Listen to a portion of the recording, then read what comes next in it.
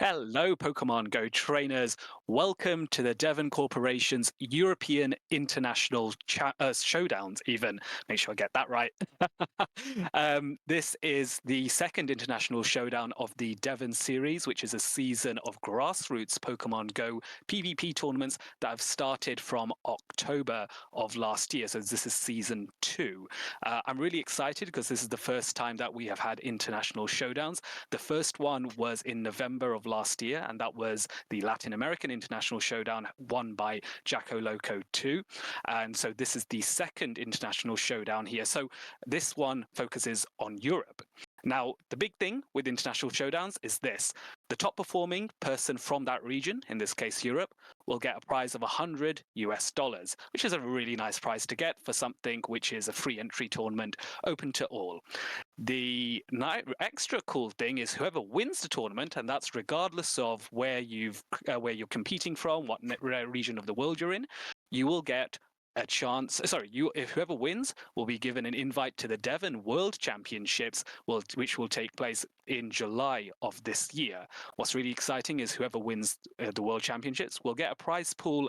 Will get access to a prize pool of up to around 1,000 USD. So it's a big amount of money for what is in essence a free-to-play grassroots Pokemon Go PvP experience.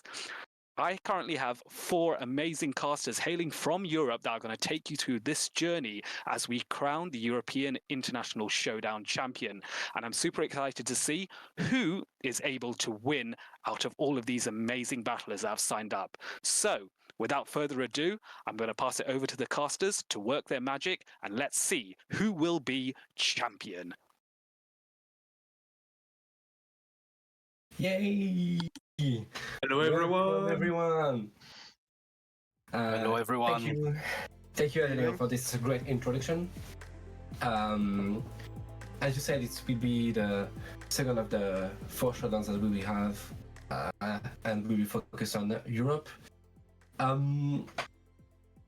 Today we are joined with Splin, Potato Bear, and Jox.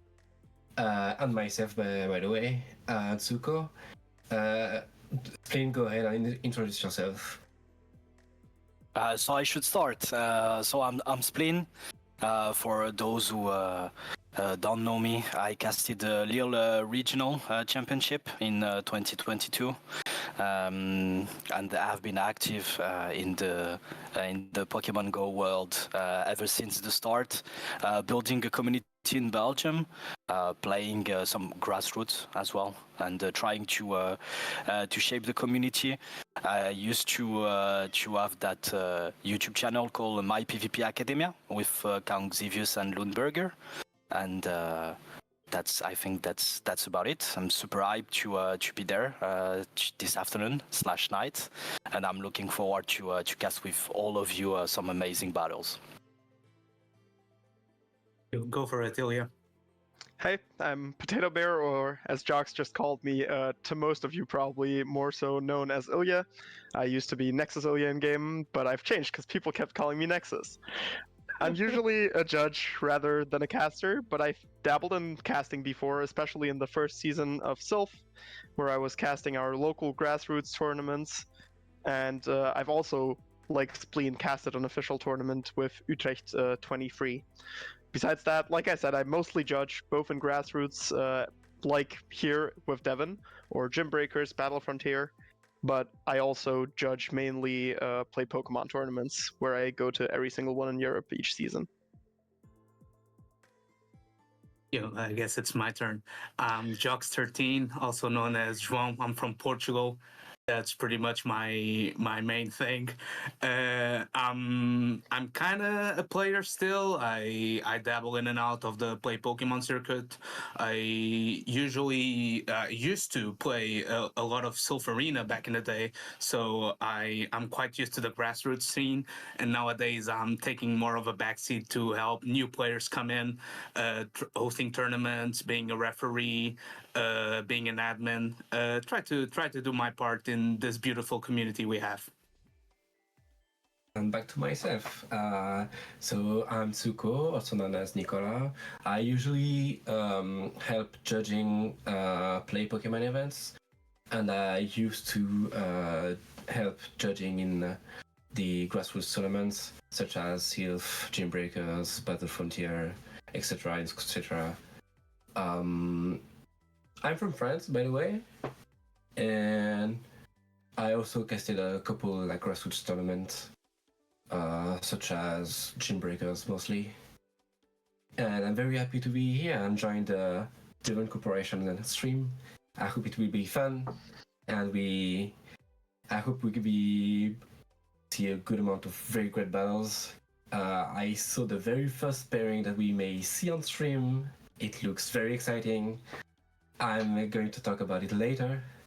First off, I think we can discuss about more deeply about the meta. I think Jean read a lot about it. As for myself, yeah, I gave a read about it. Devon has a bunch of content creators that help out members of the community that are passionate about building the metas and learning and showcasing it to newer players that might be a bit lost whenever a new meta comes. So yeah, Rigel Starlight did a very cool guide about it, and it's basically the enlightening of the fire types. Fire types are usually Pokemon that really struggle to do well neutrally in open metas, and this meta caters to basically making all its weaknesses go away and making them very neutral against most of the meta. What are some of the picks that stand out to you guys? So I've looked at the rankings on PvPoke, and I've seen Heatran in the top 20, which I've loved Heatran ever since they gave it to us with Great League CP, and I hope we see a few of them today as well, because it does have a decent amount of play. Unlike the other fire types that resist the dragon type fast moves coming from, for example, Arctobax, the steel typing in general can be very well utilized because the ground typing, that its double weakness, is gone as well, not just the water typing. We'll go ahead and watch our first pairing, which will be featuring OutOfPoket and vTenacity. It will be.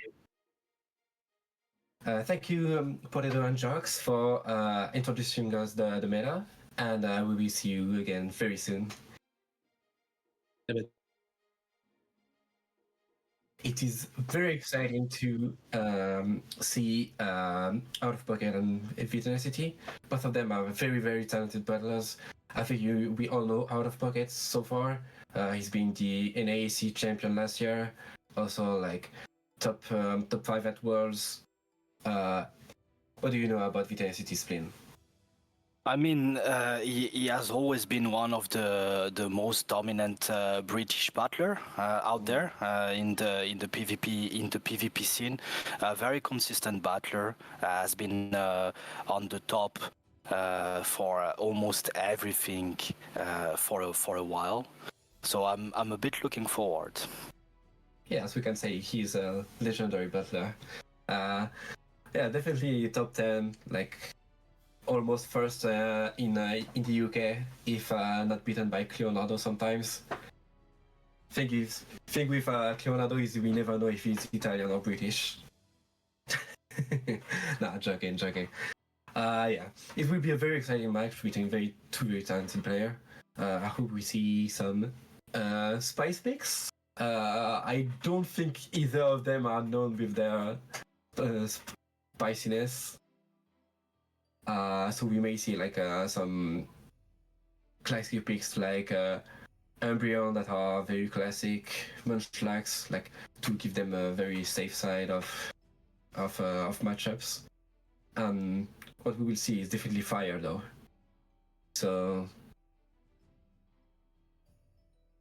it will be a great match. While we wait for the players to be ready, we can talk about more about the meta.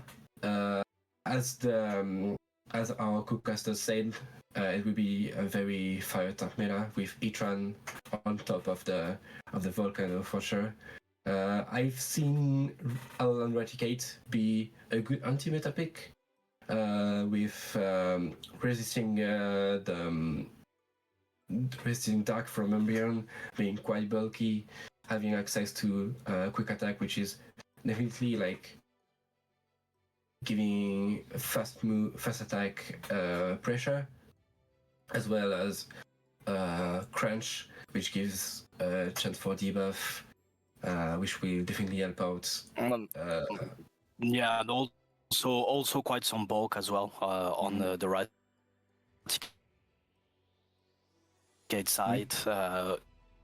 In a meta that seems to have kind of some. We will also see different War Madam. Fire you're used to see types are Trash not used. We are used to see Trash War Madam in Go Battle League recently, in the Love Cup. But we may see Sandy War Madam, which is the ground top version of it. Which can see some kind of play with all the fire types we will see. We may also see Iswian Analog, sorry for the pronunciation, giving good plays with the access to Rock Slide, fast Rock Slide, and fast Icy Wind, and very good Pokemon on the side. Just like we've never seen it yet, either in the Play Pokemon series, Championship series, or even in Grassroots. It acts up. How do we say? It's very rare, and we may also see Rotom Wash. Rotom Wash is also a very difficult Pokemon to access. It was only accessible in Go Fest, I think, if I recall correctly. It has Thundershock, access to Thunderbolt and Hydro Pump, if I'm correct. It has very fast energy generation, but it's also like very squishy, so we never know. We may see it, but it's definitely oriented with Umbreon, Munchlax, Raticate, Fire types, and we may even see the comeback of Galaxobolten Stunfisk without Pelipper this time. Are you back, Splin? Okay.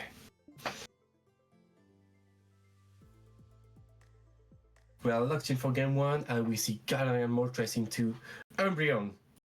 Definitely gives the edge on Umbreon, giving the bulk and the access to Last Resort, while Galaxobolten Moltres resists all the fast attacks.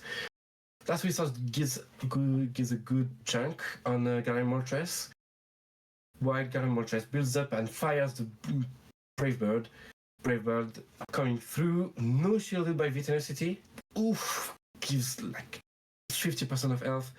Switches to the Galaxobolten Stunfisk. Stunfisk will be hit by another Brave Bird. Brave Bird going off. No shielded by vTenacity again. And another 50% health down to that Galaxobolten Stunfisk. Stunfisk now beating that Rock Slide, which is shielded by OutOfPoket. Unfortunate, because it's also a double resisted fast attack. Charge attack, sorry. And now OutOfPoket going up, sending its Earthquake going shielded by vTenacity, good shield by him, and sending his one to OutOfPoket, making sure he will get a shield or a KO, gets the shield, and now OutOfPoket is out of shield, but will get a good amount of energy because he will be able to farm this Stunfisk down and managing to take very, very little damage by this Rock Slide. vTenacity coming back with the Umbreon, not before getting hit by that Earthquake. Earthquake being shielded by vTenacity. He tried to take that, sending that Dark Pulse off before that. Going back, switching to the Talonflame, being met by that Toxapex. Talonflame firing off that fly. Not enough damage to threaten that Toxapex. And being met by another fly, which will put it into the red. Now, when will we see the branding of about right now? It shouldn't quite KO, I think. It will get very close to do so. It's going to. Oh, actually, it does KO, which is very impressive, and it does mean that Toxapex can launch another brine at either the Galarian Moltres on OutOfPoket side. Galarian Moltres coming in, and Toxapex trying to rush the Sludge Ray. Does it get it in time? Simultaneous swap there. That's impressive. Trying to call the swap on the Stunfisk and trying to call the throw the charge move on the Toxapex. Very impressive by both trainers. Umbreon being able to throw the terrible foul play to KO that Stunfisk. Or close to KO, maybe? Yes, I think so. Yeah, I think he'll So be pretty HP. close. Yes, that's so impressive. That's bulk on Galarian Stunfisk. So useful to get this additional damage off on the Umbreon, which hopefully will help things a little bit. Let's see how close it is, but ooh, it's going to be tricky. Galarian Moltres does need to sucker punch down here. Will he be able to do it in time? No, Last Resort is launched by Umbreon. Will that last resort KO that Galarian Moltres and give the win to vTenacity? If not, maybe try to combo play. Oh, it gives the KO. Umbreon by a sliver of HP. Take the win for vTenacity. That was so impressive there. There were some really close battles there, and yes, as you can see, I have Spleen has had there's a few internet issues here which we're trying to get addressed. So I've decided that I'll quickly jump in here, and we will be bringing Spleen back in as soon as he has been able to reconnect. But very close battles there. Game one, really close. I mean, are you surprised? These are two of the best trainers in the world, in my opinion. Yeah, definitely two of the best trainers in the world, and in the grass format. Both of them trying to get the edge on each other. Like the switches come and go, like the OutOfPoket trying to catch that Sludge Wave, not get that. The vTenacity made the best of the bulk of his team. He has chosen the three bulkiest Pokemon on his team. I think it's a good strategy. I also think we can see less bulk and be more aggressive, just like Pocket, just sending out the bravest birds and taking a lot of health from vTenacity. Wasn't enough, but it was close. Yeah, definitely gave the edge on to OutOfPoket at some point in the game. It was really close. Really close. I'm excited to see how OutOfPoket reacts. He's one of the best trainers in the world, does so well on the official circuit in the North American region. vTenacity has not made quite as much of an impact on the official circuit here in the EU, but nonetheless has a very well-regarded reputation on the grassroots, having been so dominant with the Silpharina in past years, and now hoping to make an even bigger name for himself on the Devon series. And so I'm very excited as to what changes are made and whether there is an adaptation from OutOfPoket and whether vTenacity can react to that and overcome the adaptation there. So let's see what happens. Both trainers are now considering their teams, considering what to change, and will be going into game two relatively shortly. Of course, as you know, it takes a bit of time to think about what's the best play to make here. It's quite daunting battling against players of this caliber, right? For sure. And welcome back, Spleen, to the cast. Yeah, sorry for that. Internet issues. I just had a new connection, and apparently my computer doesn't like that. So we good. Looking forward to cast that game 2 when the players are ready with you, Zuko. Oh, for sure. I mean, I've seen a Magmar on vTenacity team. Maybe we see it on the field. Maybe not. it's definitely a very interesting one, especially in the meta, because it has quite some coverage. You can actually, I think, even run it without any fire type, fast attack or charge attack, having access to that karate chop, if I remember correctly. Also, Thunder Punch, I think. I think it has Fire Punch and Scorching Sense. Yeah, so very, very, very interesting, interesting one. I guess to have some coverage, which would be always interesting. I know we see vTenacity and OutOfPoket back in the game. What leads will we see this time? And we don't know because they are not the same invite. But yeah, as we see, we have vTenacity with Magmar and Nidoking. Two very interesting ones. That's for sure. Yeah, no problem. Yeah, I do like that Quillfish. I think that every time that Pokemon is allowed, actually in a restricted format, it always shines. Thanks to like we were a bit saying with the Magmar, thanks to the versatility of the move pool. You have one of the best fast move in the game with either you go with Poison Sting or you go with Poison Jab. Yeah. So it's always very, very interesting. You go for energy generation or you go more for a damage oriented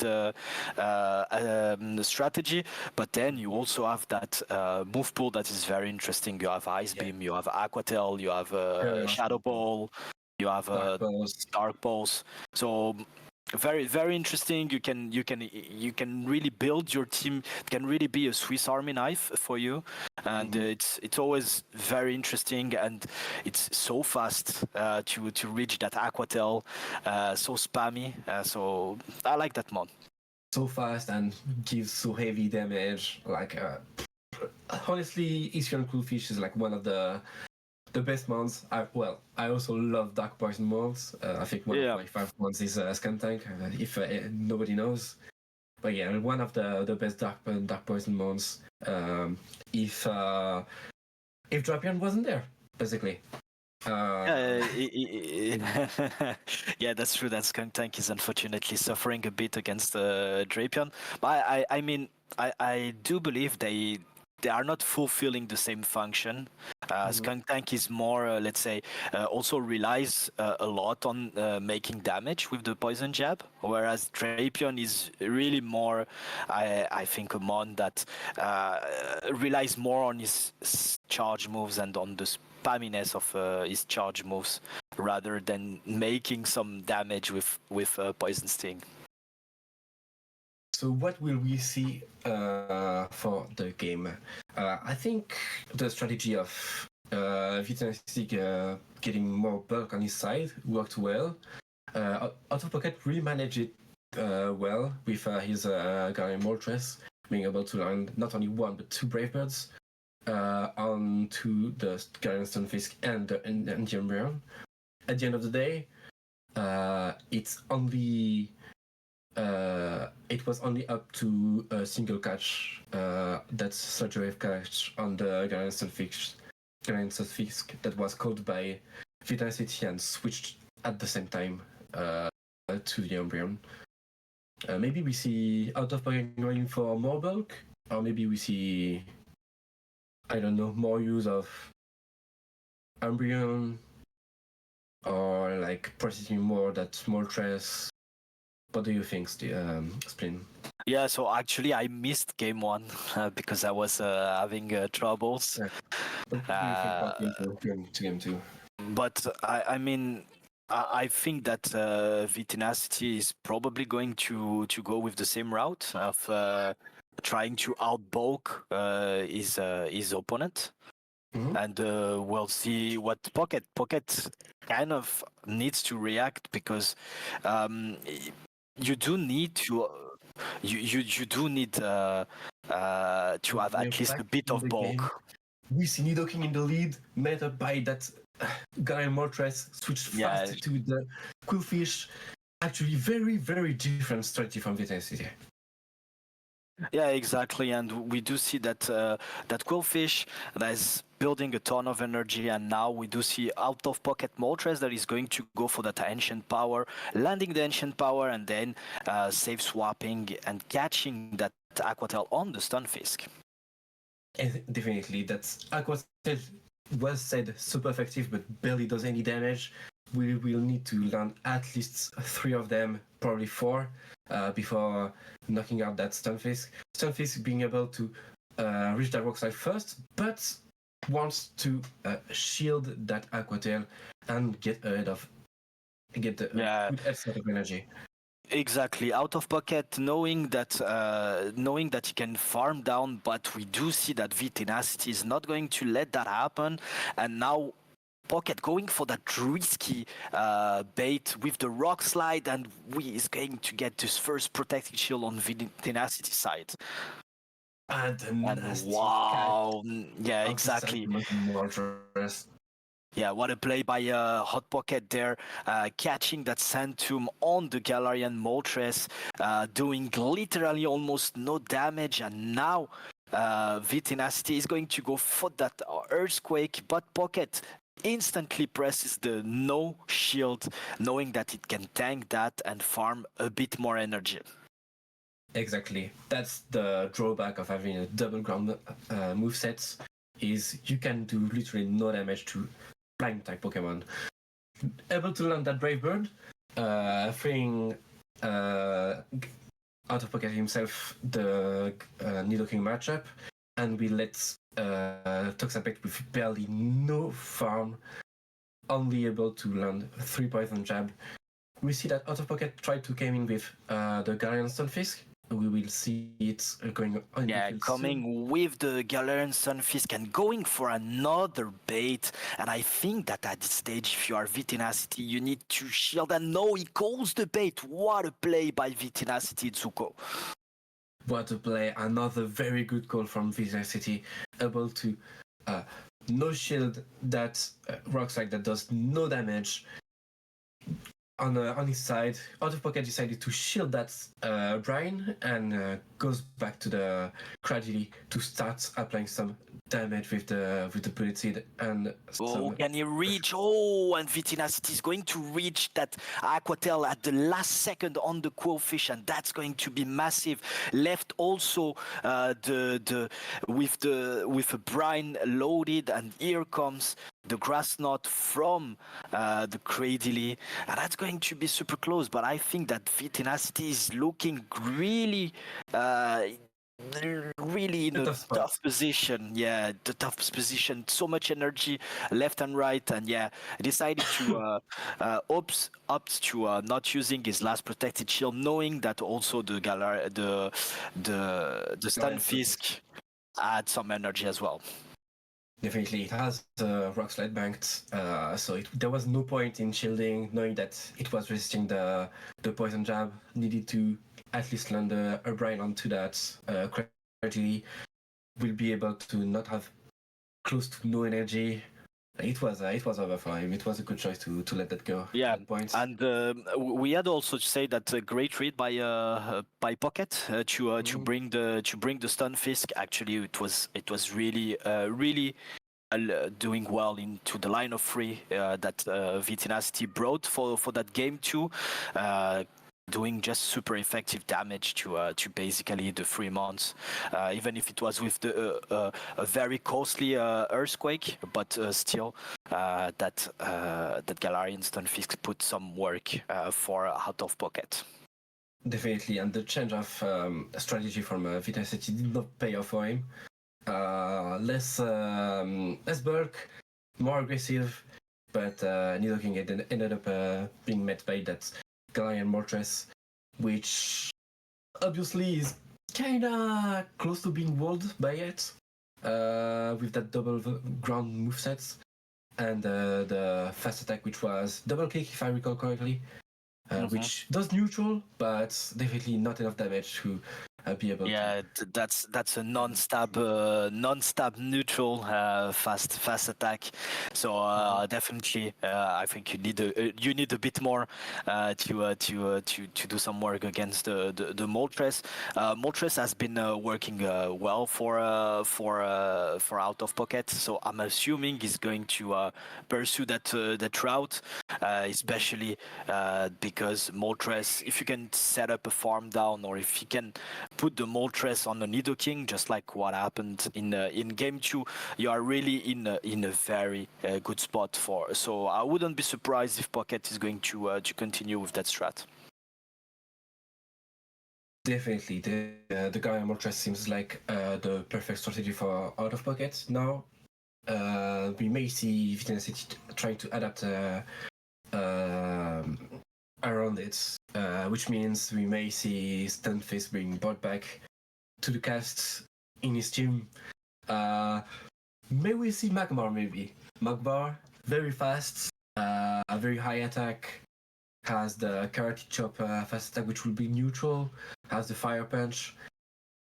Maybe hit back by the Ancient Power for sure, but we never know. It's a great addition and on the team, and it should do well into Galarian Stunfisk, doing some super effective damage on the Steel type, and with Karate Chop and Fire Punch and Scorching Sense, it should do well into Tragedy, which was brought by OutOfPoket. Should be neutral into Moltres. Who knows? I'm excited by Magmar. Okay, I'm excited by Magmar. But also, I'm also really excited by the shiny Galarian Moltres. It looks so good. Having that color swap with the Cantonian M1, honestly, top notch. I don't know what we will see for Game 3. The change of strategy from V10 did not pay off, and the addition of Stunfisk in OutOfPoket's team made the change on the whole change. Especially Kojili. Kojili did a very good job.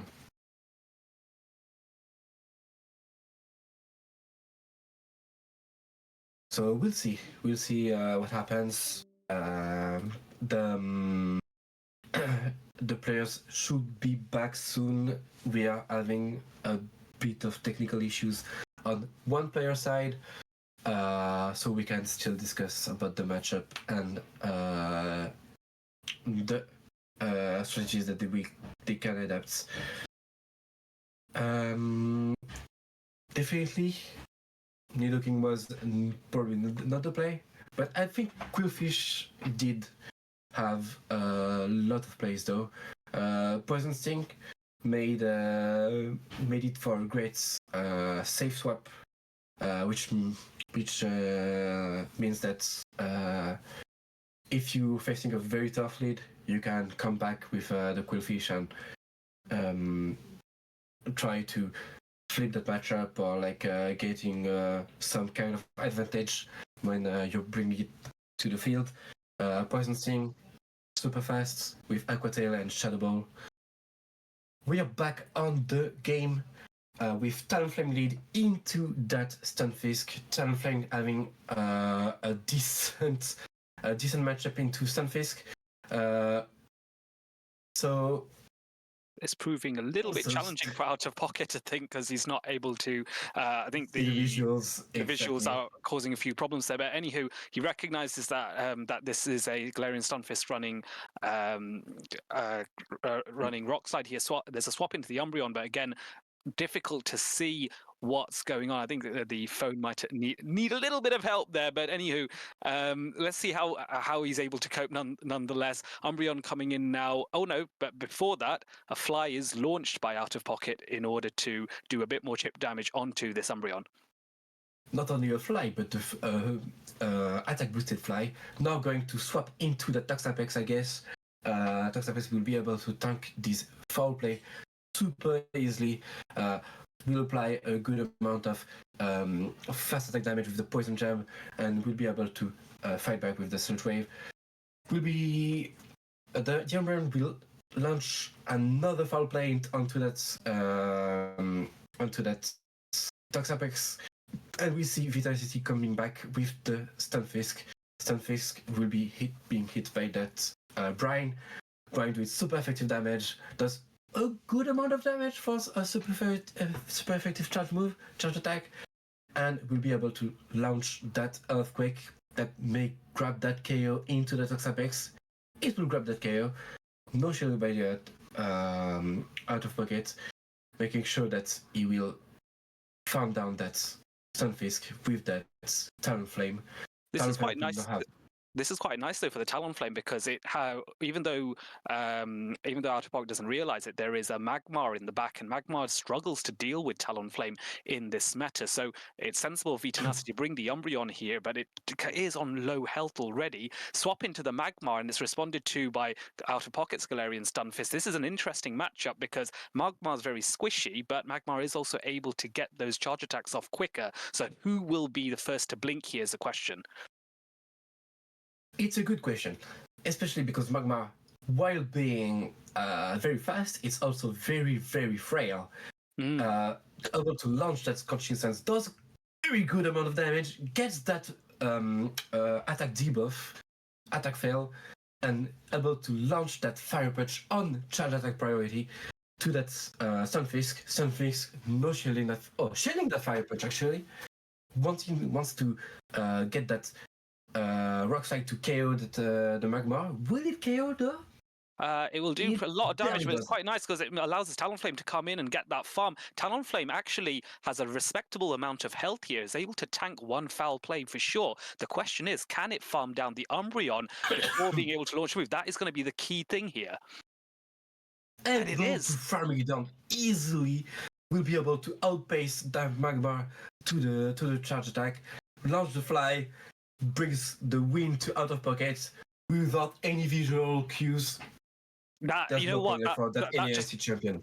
That absolutely blows my mind that he's been able to pull that off. That was incredible play by OutOfPoket.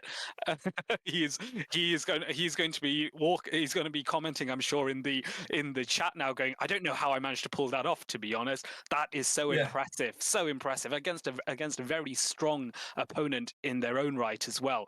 As you can see, a little swap against Spleen is having a few internet issues as well, but hopefully we will get him back very soon, and I will disappear back into the background. What can we say about that battle? That was amazing. Oh, that was amazing. Very well played by OutOfPoket. He doesn't need any visuals. He doesn't need anything. He just needs to tap on his phone. Tap is on his way to win. Incredible way to finish the matchup. Talonflame, showing why he is the best bird out there. Fly doing like the best damage out there, able to farm down like the Stunfisk, able to KO that farm down also that Magmar. Yes. Super impressive plays out there, being able to also like although being caught, the flame charge being caught by the Umbreon in the mid game, able to grab a shield into the Umbreon by launching another attack boosted fly. Honestly, very, very impressive game. Yeah, I think he's going to. Much to say. I think he's OutOfPoket is going to go back to the stream later on and just clip and go, how have I won this? It's a little bit tricky because, of course, I think one thing that we have to bear in mind that when we're having a grassroots stream, you have your own phones. Sometimes they can be a little bit prone to a little bit of a temperature gradient, shall we say, when they're streaming, and especially if they're being charged at the same time as well. And so these are little things that, even though these streams are fun to set up and stuff, there's a lot of work that is needed in order to make sure the equipment's there and all running. So it can be a little bit tricky. One thing that I actually found very useful in these scenarios is when I went to GoFest in Madrid last year, is to use one of those clip-on fans, which helped keep my phone a lot cooler in the 30°C heat. I'm not going to bother to convert that into Fahrenheit because I have no idea what that is. Me neither. We can welcome back the other casters, Zhao, and Ilya to the cast to discuss more about the matchup and the next rounds. Welcome back! Oh, We have Sergio back. Let's go. Yeah, that certainly was a match, especially Oh, game I will 3 say- with those Mhm. weird visuals, still able to figure out what the opponent was using by reading in the top right and still being able to keep count, which is quite impressive.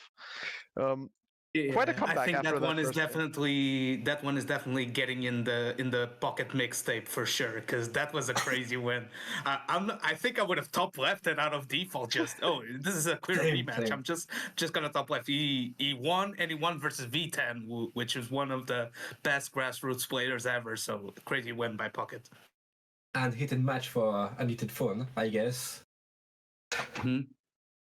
Oh, yeah, Something that I found interesting, and you mentioned it doing the cast, Zuko, is that Okay. trio of bulk with Toxapex, Umbreon, and G-Fisk. You kind of have to dance around them because they can take so many hits that gives you flexibility and time to think. And Pocket did just that with those neutral picks like G-Moltres, the Cradily as well, having neutral matchups all around versus that core, which turned out pretty good for him. Exactly, being able to launch very high attack charge attacks, like very damaging charge attacks onto them, and being able to dance around very with fast-paced Pokemon in the back, like Cradily, like Talonflame. Even like we can say that Stunfisk is quite fast-paced, although like being nerfed in the past season with the Mudshot nerf. Still able to pull very fast rock slides in, I say, 6 Mudshots, I think. Yeah, it is 6 So- shots. So it's able to do some good damage, and Magmar not being able to pull off a win, although brought into the field, which I respect. Yeah, something you can't nerf though is stats. You saw that G-Fisk versus the Issue and Quillfish tanking those two super effective Aqua Tails, no problem, and being able to just mud shot down with giving up one shield. That gave him a lot of energy to be able to deploy an Earthquake into the Umbreon, which came up clutch for Pocket.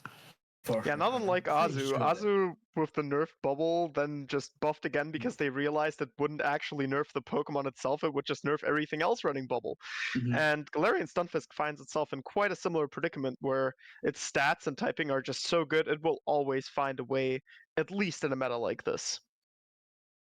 Definitely. Yeah, and we're stats, seeing some. Pretty sure that the Yeah, go for it. Stunfisk would have been able to tank that third Aqua Tail from the Quillfish, no problem with the no fast attack pressure from that Quillfish. Like, I'm not sure about no problem, but I do believe it might have just barely hung on due to Poison Sting being triple resisted. I'm pretty sure it does 1 damage. So for the high HP Stunfisk, that's not exactly impressive.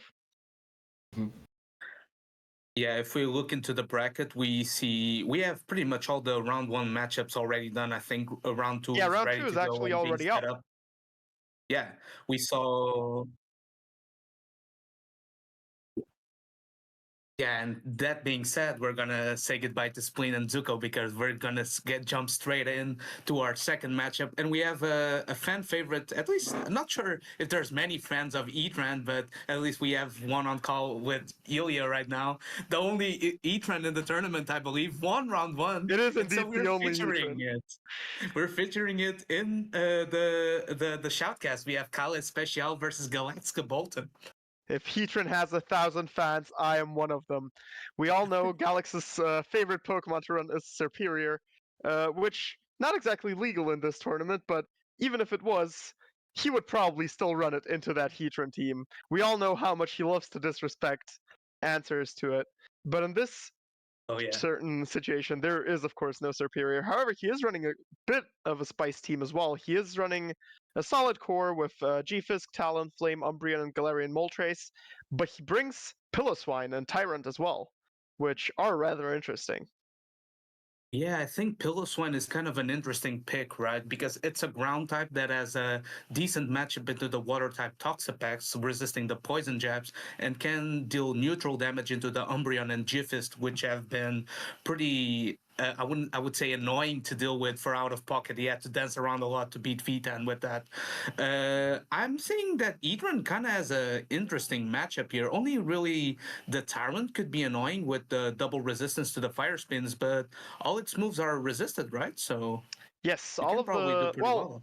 Ancient Power is neutral into Ancient Heatran, power, yeah, yeah. but you do resist the Dragon Tails. Unfortunately, he doesn't run Earth Power, so that matchup turns a bit worse, or Iron Head for that matter. However, besides the Tyrant, the only real threat to the Heatran is the Talonflame, because Incinerate does hit it for neutral damage, whereas you hit for resisted fire spins. But Umbreon is pretty neutral. If you have a 1 fire spin advantage, you will outpace to the first 3 charge moves. Piloswine, they need to hit the high horsepower unless they don't want to do anything to you. And Gfisk, you hit each other for mutual destruction, though you win CMP, so you have more charge move pressure than the Galarian Stunfisk. Yeah, you do get it with double super effective Mudshot, right? Which would be pretty troublesome in shielded scenarios. Especially I with the think damage buff. actually, yeah, I'm kind of interested on the Nidoqueen on the side of KalleSpeciale. I'm not sure if it has much play into this team because you have quite a lot of poison resists, but I think it could be interesting in the meta. It has good natural bulk as the non-shadow version, and being able to set up fast move pressure mons like Moltres or Toxapex with a Poison Fang could be pretty useful. I'm not sure if it's going to see any play here though. Yeah, Nidoqueen is definitely rough to bring here. However, not unlike Galax, Kalle is also bringing a solid core of 4 Pokemon to support his 2 Spice picks. And his core is not even that different to Galax's. He brings the same Umbreon, Galarian Moltres, and Galarian Stunfisk. The only difference is he has Toxapex instead of Talonflame. Yeah, and we see now Toxapex can be polarizing against those Talonflames in the previous round 1 matchup, right? V10 had a lot of patience storing that foul play from the Umbreon, not throwing it on the Talonflame because he knows that Toxapex is such a good matchup for it. I'm kind of interested to see how Toxapex can do into this team because if it avoids the Galarian Stunfisk, I think it could do pretty well here. I absolutely agree. Only the 2 ground types are rough, but besides that, it's a very neutral pick with a very positive matchup against the Talonflame, outside of if it lands a Brave Bird, of course. So I think the what we have to bet here, Ilya, is since that KalleSpeciale Idran as Stone Edge, does it land as Stone Edge on the Talonflame on this best of 3? I think that's the question everyone is wondering. That is indeed the question. Stone Edge would be amazing to see in action, since it can absolutely obliterate both Talonflame and Galarian Moltres. Especially Galarian Moltres, I actually think he doesn't even need to go for Stone Edge, honestly, because the Fire Spins and Magma Storm just do so much damage from this 135 attack beast. But against the Talonflame, it would be quite interesting to see the tables turned of this very bad matchup into a one-shot with the double effective Stone Edge. Something that I'm concerned regarding KalleSpeciale's team is that safe swap Galarian Stunfisk looks pretty safe into his team. He doesn't really have like a hard check to it. The fire type Etran takes double super effective damage from the Mudshot as we referred, and if you go into the mirror with energy disadvantage, it can get quite tricky, right? So yeah, you'll need to land a bait or call your opponent's baits. It's not super comfortable. What I believe to be his best answer to the Galarian Stunfisk is the Umbreon, actually.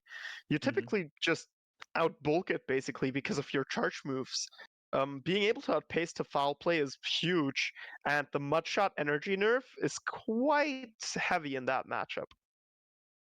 Yeah, actually, Rock Slide is also kind of useless versus the Umbreon, right? So if you do bait, it's kind of costly because you're just gonna tickle that small Especially, cat or. we've mentioned Yeah, Rock go Slide, for it. but not only has Mudshot been changed, Rock Slide was also nerfed. So Rock Slide already was not great in neutral matchups, and now it's even worse. He definitely needs to land the Earthquakes, and I'm pretty sure he needs 2 of them and a Rock Slide to be able to get rid of the Umbreon. Yeah, and that's why I think people are quite happy to bring their Galarian Moltres in, because even though your charge moves are resisted, the Rock Slide does underwhelming damage, right? And with the Sucker Punch, you can put enough dent in it where a Brave Bird can threaten a knockout. Yes, So Sucker I think Punch. Galarian Moltres is Absolutely kind of makes sense. flexible, even though the most common mon in the meta, the Galarian Stunfisk, does resist his charge attacks, the fast attack, and the lack of charge move pressure from the Galarian Stunfisk can prove costly in that matchup. Yeah, absolutely agree. In this matchup, the only real threat to the Galarian Moltres is the Piloswine, as even against Umbreon, where you only hit for resisted Sucker Punches, we've seen earlier how much the Brave Bird will chunk. And against Stunfisk Galarian, it's not very different. Even though it's resisted, you still do almost half, especially with the Sucker Punches added up. And the double resisted mudshots don't really do that much. With a bit of an energy advantage, you're even able to get to 2 Brave Birds before Stunfisk makes it to 2 Rock Slides, which can be quite detrimental for that matchup. Yeah, so I reckon if I'm Kalle, I'm trying to prevent that safe swap Jfisk. We'll see what he's gonna got in store for us today. We get Tyrant into the Galarian Stunfist. This is a pretty decent lead for Kalle. He definitely prevented that Galarian Stunfisk safe swap by leading it himself, but also Galax opted to not even bring his own. Instead, he safe switches into the Talonflame. Kalle here throwing the Rock Slide on good move timing before probably opting to switch out to preserve this Galarian Stunfisk. Yeah, Talonflame does super effective damage with the Incinerate, but the Rock Slide will be one-shotting it, so he has to be really careful. Great no-shield here by Kalle.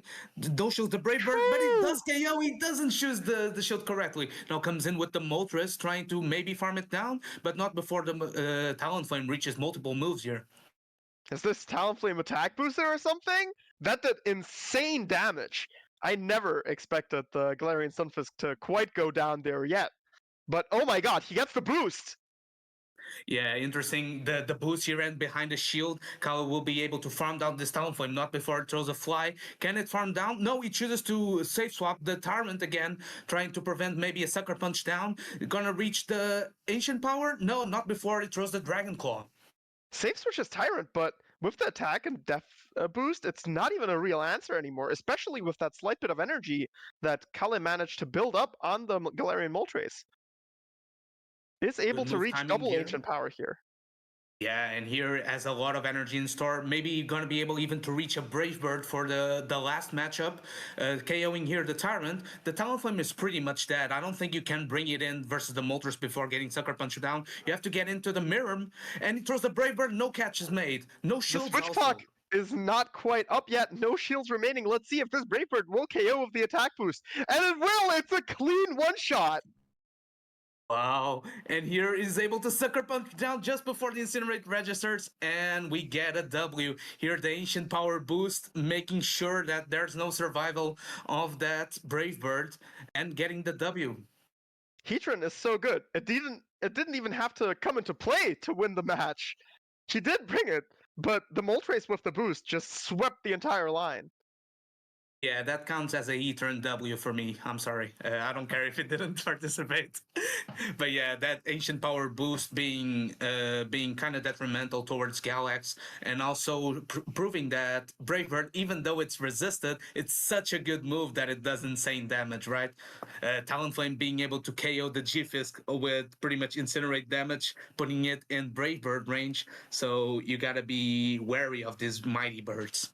Yeah, I mentioned it earlier when we were talking about the Galarian Moltres against the Galarian Stunfisk matchup, but Talonflame, of course, also a Brave Bird user with 10 extra attack almost, depending on the IVs, closer to 5. And the Incinerate's super effective, best move in the game stat-wise. The only downside is that the 5-turn duration, but in this matchup, it's not a real downside anymore, especially now that Rock Slide takes 12 turns to get to. Yeah, even though the Galax went with the good move timing on the Galax, no, Kalle went with the good move timing. It's still rather slow versus the mighty Talonflame. Also, kind of interesting here the moveset choice of Brave Bird from Galax. We saw OutOfPoket earlier. He was running Flame Charge on this I did believe so, yes. Talonflame. Yeah, so I'm I not wonder entirely sure what if there's a correct answer to this question. Yeah, I'm kind of wondering if Brave Bird is so good that it doesn't really care about that typing advantage that Flame Charge gives. It does give a different playstyle for the Talonflame instead of being a zero shield user with the Brave Bird, maybe trying to two shield farm down Pokemon.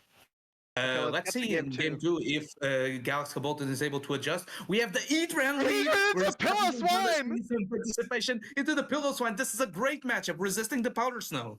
And with the Tyrant in the back and Galarian Moltres, there isn't even an answer to this Heatran. The Heatran can reign free! It hits this Magma Storm, its signature move. It paces quite quickly to it, gets the first shield from the Galarian Moltres. Yeah, as I mentioned before, Heatran doesn't even need to go up to the Stone Edge in some matchups. The Magma Storms just chunk so much that it's enough. Getting the shield here will prove quite detrimental, as the Galarian Moltres in the back also looks quite decent. Galax I like going the up play a here lot from of energy Galax. here. Yeah, I Trying absolutely to agree. make It's sure an he amazing doesn't play. throw the rock slides. He doesn't throw the Brave Bird just before the rock slides to make sure it survives. It's CMP styles on the second one. Does this Brave Bird KO, Ilya? I do believe it will. Even though 5 HP are missing, it should do. And it doesn't quite. I guess the 5 attack do matter that much. Wow, and this is a great. Stunfisk able to take the last shield from the Talonflame. He farmed so much energy, he's able to Sucker Punch down. Can it reach the last Brave Bird before it faints from the Fire Spin? No, he makes sure to throw the Ancient Not Power. risking Not it. risking Kalle it. miscounting it appears. Or just knowing how good the Heatran is, trying to preserve it, also still has 2 shields remaining. So I guess shielding this Ancient Power is not that bad a call, considering the squishiness of our 4-legged friend. Yeah, we have neutral Magma Storms to give to everyone. Here throws the Dragon Claw. Maybe Etran is going to choose to shield this because it's quite low already, even though it's a resisted move. Throws the last shield and goes for double up on the Magma Storm, throwing the first one right now. I am very surprised by this play. Magma Storm double resisted by the Tyrant. I'm not quite sure this is the correct option here. Maybe just trying to chip it just enough where Sucker Punch plus Ancient Power KOs. The Tyrant going on a rampage here, reaching the Ancient Power, gonna do massive damage on this Galarian Moltres. Oh yeah, the Moltres almost going down. The Pillow-Swine grabbing some energy here. And Kalle trying to chunk the Galax's Pillow-Swine a bit with the Ancient Power before coming back in with Heatran. I am afraid the Heatran will definitely go down to an Avalanche at this point. So Kalle is forced to throw the Magma Storm here, but at this point the resisted Dragon Tails will be able to KO the Heatran. That was great counting by Kalle, making sure to throw on the CMP tie that Etran definitely wins, but I'm afraid it's a bit too low, and Tyrant is able to Dragon Tail down. Even though Etran kind of reigned free, he was a bit too shield hungry, right? He spent 2 shields on it, and it still wasn't able to take out the entire team. Yeah, I guess the Tyrant without Earth Power or Iron Head just is not quite good enough a matchup. However, also have to commend Galax's play with the Galarian Moltres, being disciplined enough to know that going over 100 energy is not always bad, especially with a Brave Bird user. Yeah, he was able to make sure he lived that rock slide. CMP tie on the second Brave Bird, making sure to maximize Sucker Punch damage. So debuff Brave Bird, probably he was expecting a KO, wasn't quite enough, but puts it low enough where you can get a farm down after. I think it was a great play by Galax. Unfortunate that the Etran, even with 2 shields, wasn't able to pull through here. But he did have a great call with the Tyrant, no shielding that double up on the Magma Storm. It could have been a Stone Edge, right, which would have been massive damage, but making the right call, making sure that anymore, Jocks. Yeah, exactly. So Galax spent maybe both his shields on the Moltres. Oh, then I wonder what Kalle was thinking. Maybe he was thinking that it was enough cheap damage where Sucker Punches plus Ancient Power would have KO'd the Tyrant, and he wanted that Magma Storm for the Pillow-Swine in the back. Mayhaps even forgetting the effectiveness and that the rock typing adds another layer of resistance to the Tyrant. Expecting it to do a bit more and being able to Sucker Punch it down in order to have a Brave Bird stored for the Pillow-Swine later. Didn't quite work out, but we'll see in a minute how game 3 goes. And if he still brings the Heatran, game 1, it just sat on the sideline and he won that game. But now that it actually was part of the action. It didn't quite do as well as we hoped. Yeah, so I'm kind of sad here in a meta where fire types are supposed to be dominating. We have a tyrant here being the big mean Pokemon double resisting that fire damage and making sure that Heatran didn't shine through. We saw also the debut from the Piloswine here in the matchups. We were talking about how good it was neutrally, but I guess it can't do enough versus a Heatran, right? It was able to get the Powder Snow down. We have the second game already, the third game actually, the decisive game, and we have Piloswine into the G-Fist. This is a positive matchup for the Piloswine. It is indeed. The high horsepower will almost one-shot KO the Galarian Stunfisk, I'm pretty sure, being an incredible move that is not accessible by a lot of Pokemon. Going for the Avalanche bait here, though, and it does not work out. However, as we know from Master League, Mamoswine into Dialga, you also want to go straight Avalanche, so perhaps Galax is cutting out a piece of that matchup. Yeah, we have our Dialga in Galarian Stunfisk going for the Earthquake Nuke. Not enough to KO. Piloswine just hangs on, deploying the last Avalanche. Will it grab a shield here, or will Kalle be content to letting it go? It does let it go, and Piloswine wins switch. But it's a Sucker Punch down here on the super effective Powder Snows. Kalle yet again putting all his money on the Heatran in the back, but we see the Talonflame. If Galax comes in with Talonflame here, the Heatran is going to have a decent time against the Moltres. However, if Galax decides to... Oh, and Galax does decide to come into Talonflame. The Heatran might have a field day with the Moltres after this matchup. Yeah, that's an interesting play by Galax. I guess he didn't want to go into the mirror behind energy, but the Sucker Punches are neutral, and the Ancient Power is going to one-shot the Talonflame. And Galax, of course, also knows this, especially from earlier. He also shielded the Rock Slides, and here he has to shield the Ancient Power. The double effective damage is not something Talonflame enjoys a lot. The Sucker Punches also chunk quite a decent amount, though the Incinerates, of course, do a significant amount more. Yeah, getting the last shield here with the Talonflame, maybe content to just putting all his ship on it to shield, trying to maybe get the farm down here. He has to throw in the fly. I think he would reach a last Ancient Power just before the Incinerate registered. Galax definitely respecting that possibility, even if it was not real, still has to make sure it does not happen. And I'm curious now, he might have swapped just a bit late, and he did indeed. Heatran reaching the Stone Edge here, will it KO the Moltres? I think it should. Yeah, Heatran with the massive attack here.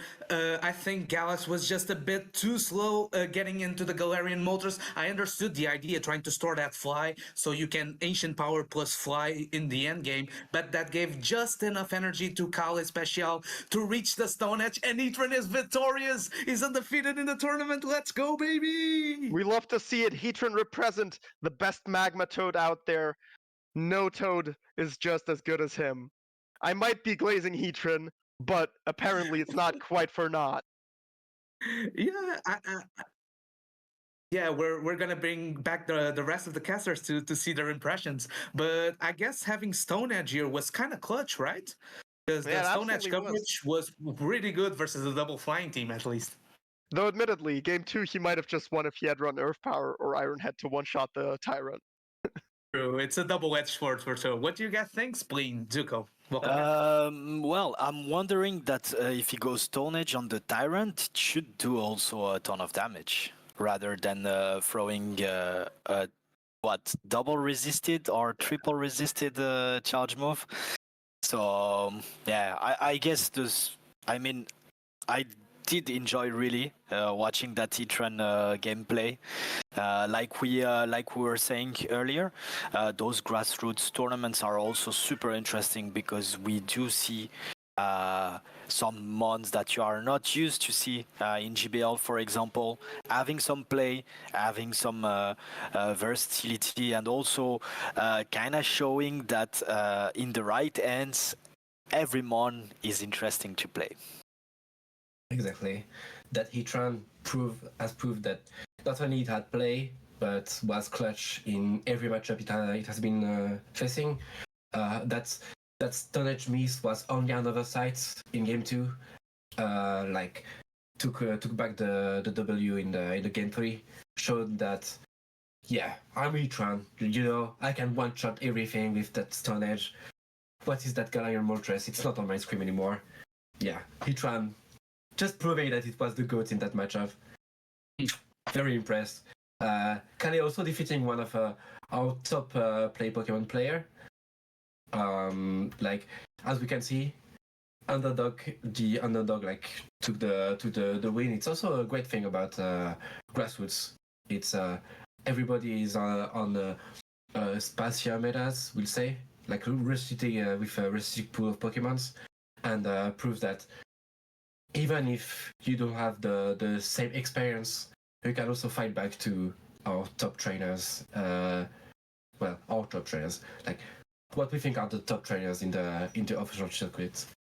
It's very interesting. I just gotta say that I think we can hereby nominate KalleSpeciale the best Heatran player in the world because besides grassroots tournaments, he already brought it in the play Pokemon circuit. He beat regional champion Nighttime Clasher with it, so he knows his Heatran matchups. It's a viable Pokemon. Don't let anyone fool you otherwise.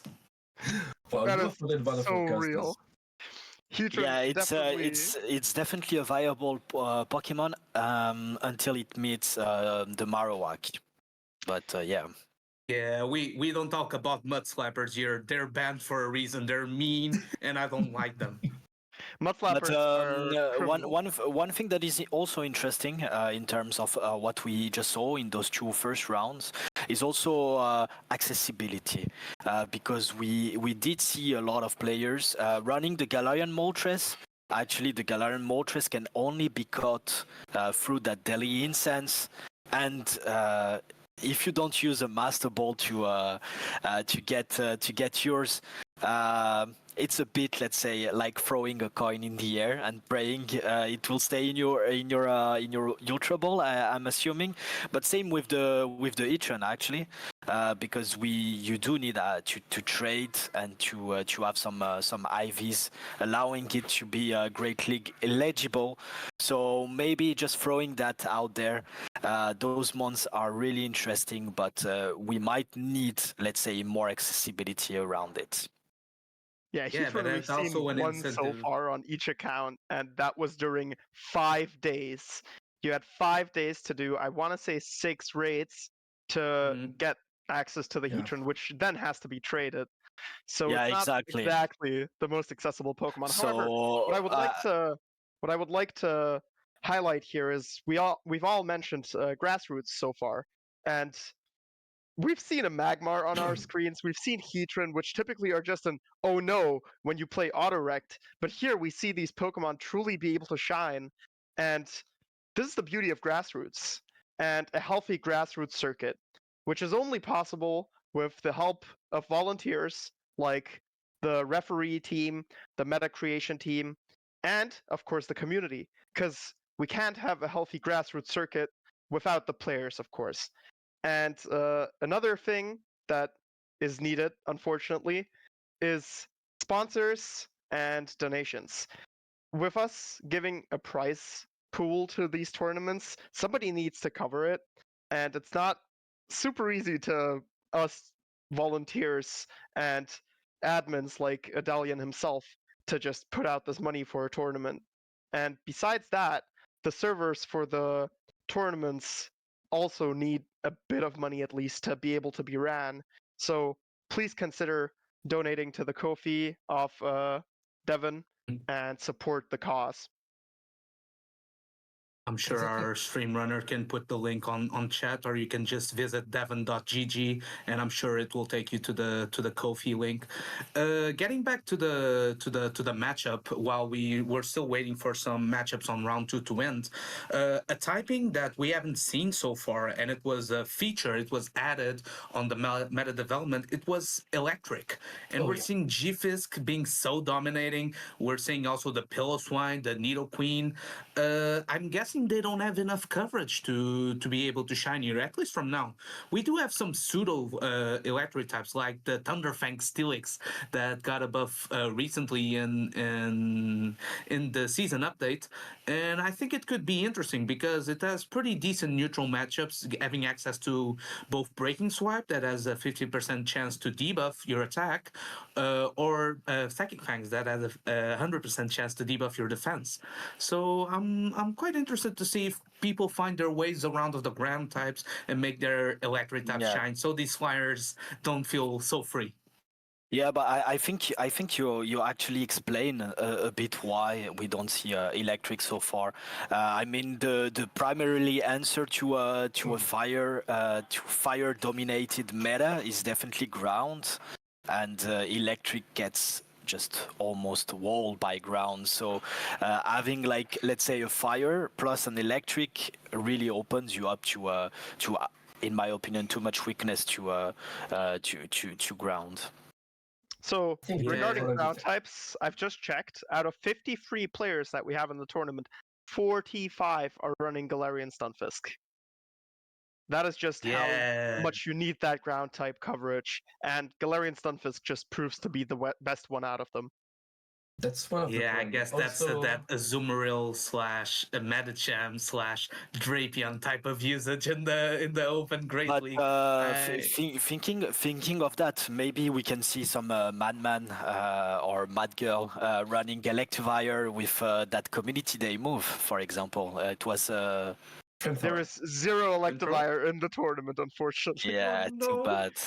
Electric types, I've scrolled through the teams, and electric types are rather scarce. The first one I see is Malmetal by Rhyblet, but it's not an electric type, Yeah, it it's just not. Thunder Shock. Then Typhlosion with Thunder Punch. Then there's a good couple of blank spots until you see the next electric type move even. Then there's the Steelix, another Steelix, and a Typhlosion on the same team. So what people are opting for is mostly the electric type coverage rather than the actual Pokemon.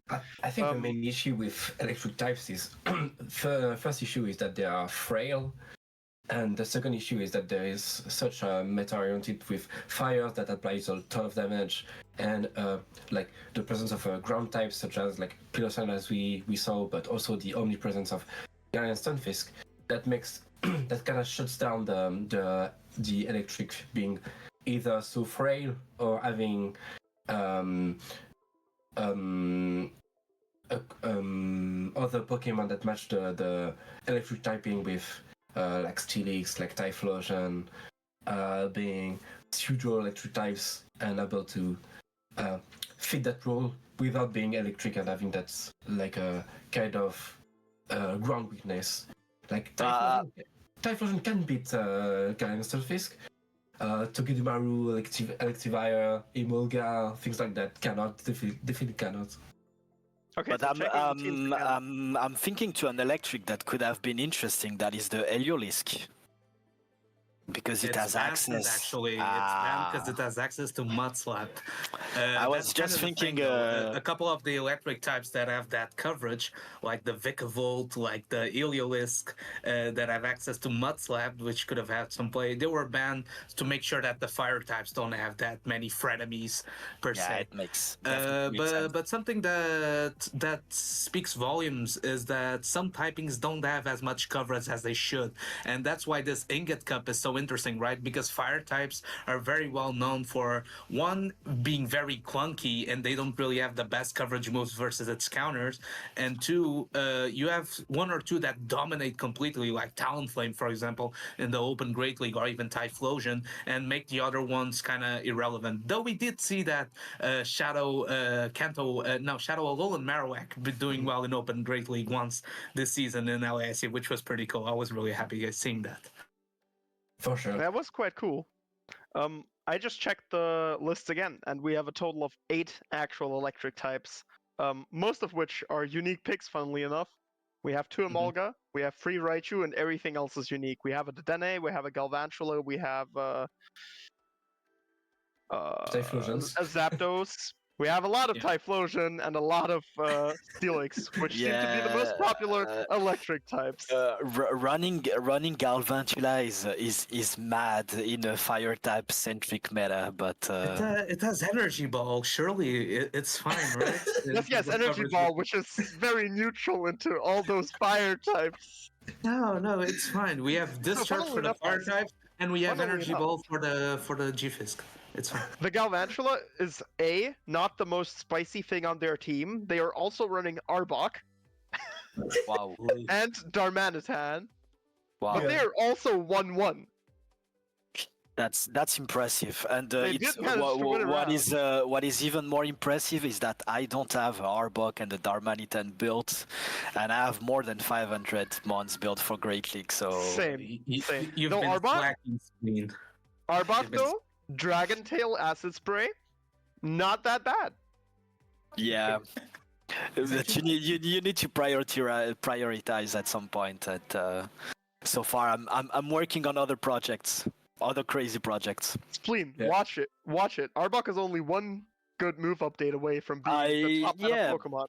No, maybe not top meta, Ilya, but no, for sure. I mean, what we have seen recently is that really almost every Pokemon is like one move set, one move update, a way of being really good. Some like of them, yeah, Starmie is a great example, and I've been running it, for example, in Neutral League. Super interesting. Starmie took like 4 move updates though. Power Gem had to be buffed massively. They had to add Psywave to the game, and then still buff Psywave because it wasn't good enough at first, and then add it to the moveset. But still, I mean, I think that's what we all want, to have the most diversity, the most diverse move pool. It's going to just increase the fun, at least for me. Absolutely agree. Yeah, This that's the thing. diversity is- That's why whenever you catch Pokemon on any event, you have to keep a specimen of each, just in case in 2 years' time they're gonna buff it, because that's what happened to people that didn't keep their Shadow Marowaks, evolve them into a Alolan Shadow Marowak, and they were a step behind on the. Yeah. I'm so happy I got my Marowak though, because that thing is insane. So It would completely destroy this meta, by the way. A funny story for you, Jokes, if you want. So actually, I had one Shadow Marowak before, but the only reason was that I messed up and I evolved it before I. Oh, No, too no, no. early. Too early before actually the Marowak event. So that's how I got my Marowak, Shadow Marowak. That is a beast currently. But everyone was just liking it. But another example is really the Galarian Weezing. So because most of the people didn't kept, let's say, a Shadow Weezing, for example, because let's be honest, it's not good. But with the last event that you could evolve it, a lot of people just didn't get a chance to get a Shadow Galarian Weezing. Yep. And I forgot to evolve a normal one into a Galarian Weezing. Like, I have both Shadow ones, but I don't have a normal Galarian Weezing that is great for Great League. My bad, I guess. I mean, those ones still show up in raids from once in a while, so it's not the end of the world, I guess. I think our round 3 is about ready. We have another pair coming up soon. We have Jackaloco, who, funny enough, already one of these tournaments in the International Showdown LATAM edition back in November. He won the invite, and he won the $100, right? So Exactly. he's looking The Latin American to one. maybe stack up the Infinity Stones, trying to see how he stacks up versus the Europe's very best here in the Devon Corp tournament. Before we get more players in, there's some of the loud species that I thought they would be quite meta, but I'm not seeing them as much, such as Araquanid. I think Araquanid would be pretty interesting because it has such a great matchup into Umbreon. It destroys Umbreon completely, and he has the Water Pulse coverage that has been buffed that can eat the Galarian Stunfisk for neutral. Galarian Stunfisk only has a nerfed Rock Slide to hit it back with, which is not the best. I Yeah, I guess you are living in the future, Jokes, because we are going to feature an Araquanid for the next Oh, round. baby, let's go. Okay. Thank you, Ilya and Jux. We'll see you soon, and we will be seeing In a bit. now our pairing, which are Calethnic and KingOWT, which Calethnic, as you said, had that Araquanid on his team. Yeah, exactly. Two British battlers that are going to face in this round round 3. Calethnic is really well known for running spicy and making those crazy YouTube videos, if I remember correctly. And on the other side, KingOWT. Is doing quite very well recently. I think it was day 2 in the last PP tournament. I think it was close to day 2. I think he barely did not make it. But it was like his first or like his second play Pokemon tournament, and he has always been doing well in the grassroots circuit, if I recall correctly. Oh, he was 5th in Birmingham, so definitely. Yeah. That was my bad. Yeah, that's what I remember. I think I remember him actually getting rid of one of my teammates, so that's why for that day 2 spot. But for sure, two players that are used to those grassroots plays. I know they are also quite active in factions as well. For example, so really looking forward about that. They are quite active in team tournaments. And yeah, I was just about to ask you that actually, if you have any insight on the matchup and something that you are expecting to see on each other's side. I see that both of them have Umbreon, but one of them runs that special movesets, which with Psychic to hit Toxapex for super effective.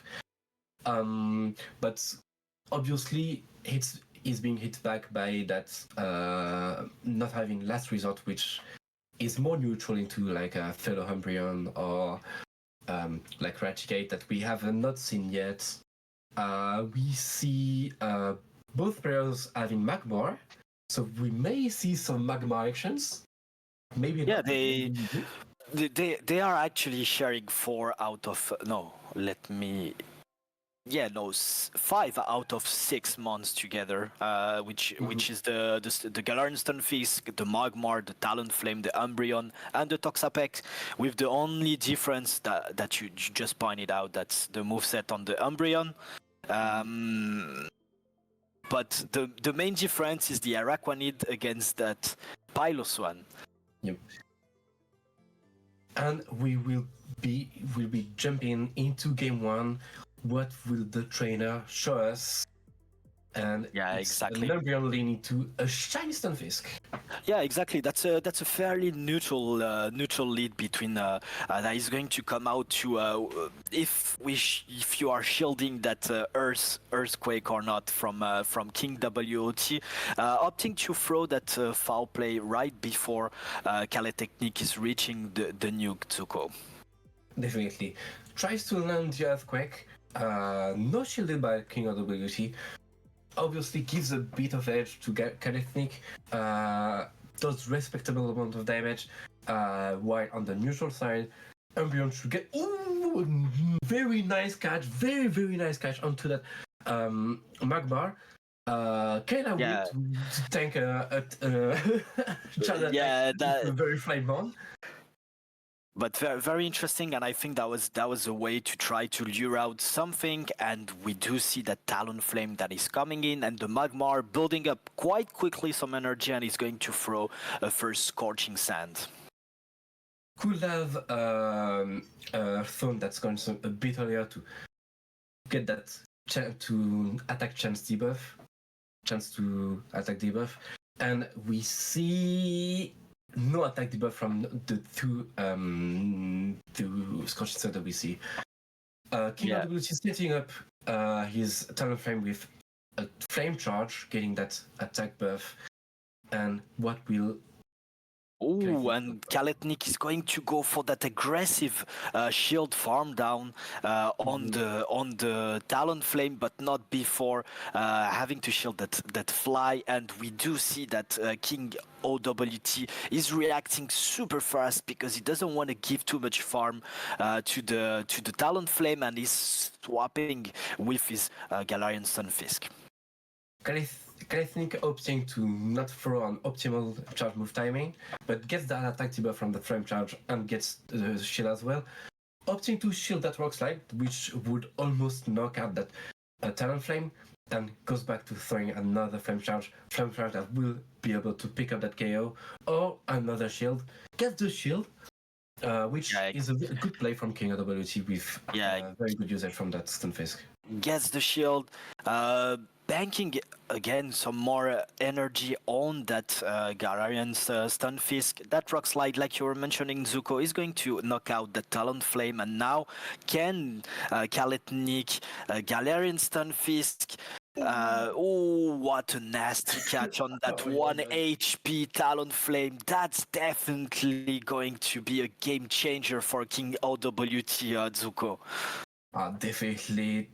All that energy being wasted to that Talonflame with barely no HP. KingOWT coming back to the field with that Umbreon having so much HP and being so fast. Yeah, exactly. And I think at this range, the Umbreon can even tank another Earthquake. But the foul play is going to be launched. Is it going to be enough? Yes, it is going to be enough to knock out the Galarian Stunfisk. And what a dominant performance in game 1 for KingOWT. That catch on the Talonflame was game changer. Yeah, was huge, and he was already in a good position, but that really set up the end game in his favor. And also something that we tend to forget, but in those best of 3, when in game 1 your opponent is having such a great catch, you really need to be strong mentally to come back and to fight in game 2 and game 3. Yep, it definitely gives like a hit to your mental. Gives you you need to prepare more mentally to get on the second game and say, oh yeah, I need to be careful about my opponent because he's very, very good, and I really need to wait some turns, throw on proper timing, or like not be too fast on my decision, and maybe think about it more and think about my game plan again. I think Calethnic game plan was well-rounded. That Magmar did like a good amount of damage that Talonflame actually for Pokemon that was completely the entire moveset of Magmar, but maybe not well-rounded enough to be able to clutch that win in the end. Yeah. I think I think Calethnic had the idea because I do understand why he decided to actually leave the opening matchup in the lead with the Stunfisk, trying to preserve the Stunfisk, knowing that Talonflame was for sure hiding in the back, and that's why he used the Magmar actually to lure out the Talonflame. But at the same time, that foul play did so much damage to the Magmar, and actually was even made it easier for KingOWT to get even more energy on the Talonflame.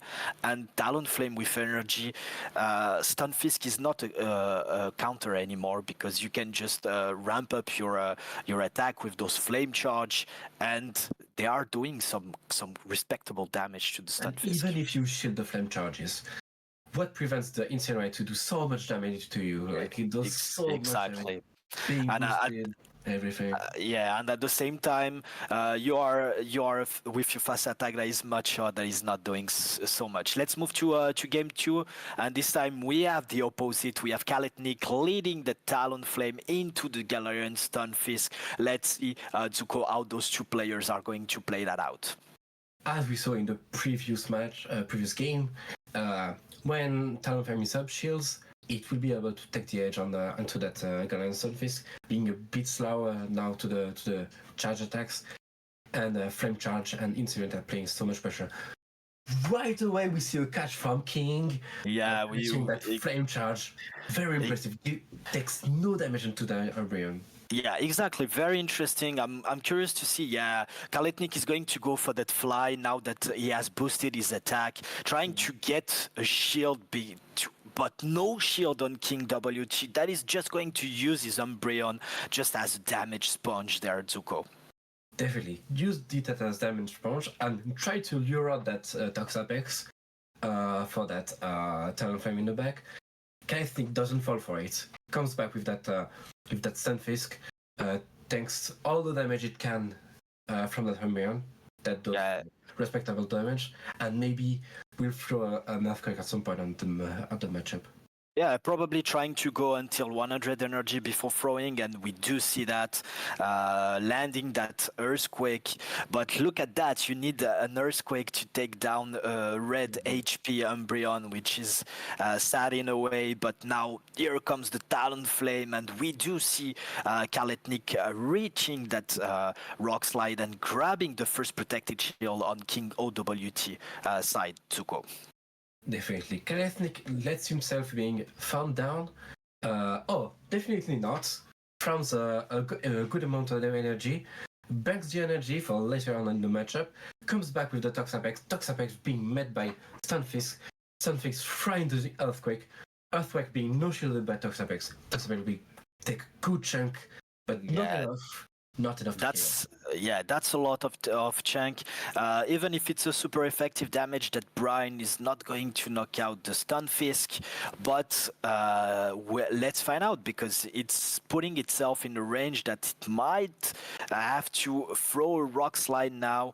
Very interesting, and Calethnic is going to let that go. Can he reach another Rock Slide on the Talonflame is the question. And he does not. He does not. Yeah, and that might be a game changer, but there is so much energy on that Talonflame, and let's see what Calethnic is going to do. He's going to grab a shield here, and is he going to go for that fly? Yes, he does. Will we see protected shield Zuko here? I don't think so, knowing that the opponent has a potential Rock Slide in the back, throws the fly right now, being able to pick up the knockout on the Talonflame. He barely survived.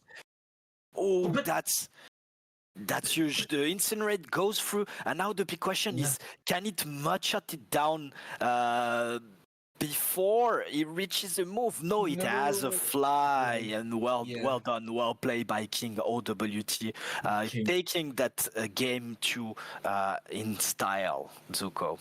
Yeah, King take the win for that matchup, but it's not over. It's not over. In this circuit, even if you win 2 games, the matchup is not over. We still go to a game 3. Even if the match result is not impacted yet.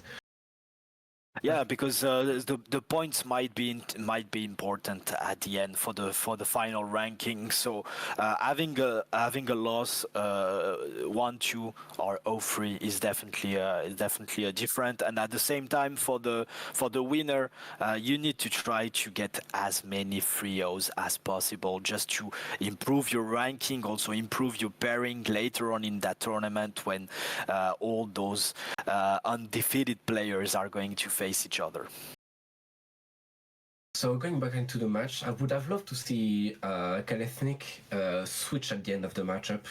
We saw that Talonflame had the fly ready to go at the end, and instead of throwing the fly at that moment, switched to the Stunfisk that had close to rock slide of energy. Doing one more shot, going for the Rock Slide, making sure that there's no way that Talonflame will be able to CMP to have the charge attack priority into it, and take the shield at that moment and be able to throw the fly in Yeah, let's move to game 3, and we do have the Talonflame mirror. I think both opponents are backing the same moveset of Flame Charge and Fly, so no Brave Bird here called, and they're probably going to go straight for the Fly. And we do see Calethnic actually not going for that charge attack priority and going for the extra Incinerate to grab the energy. And now we may know who will win charge attack priority, or maybe not. Yeah, King going for the sneak.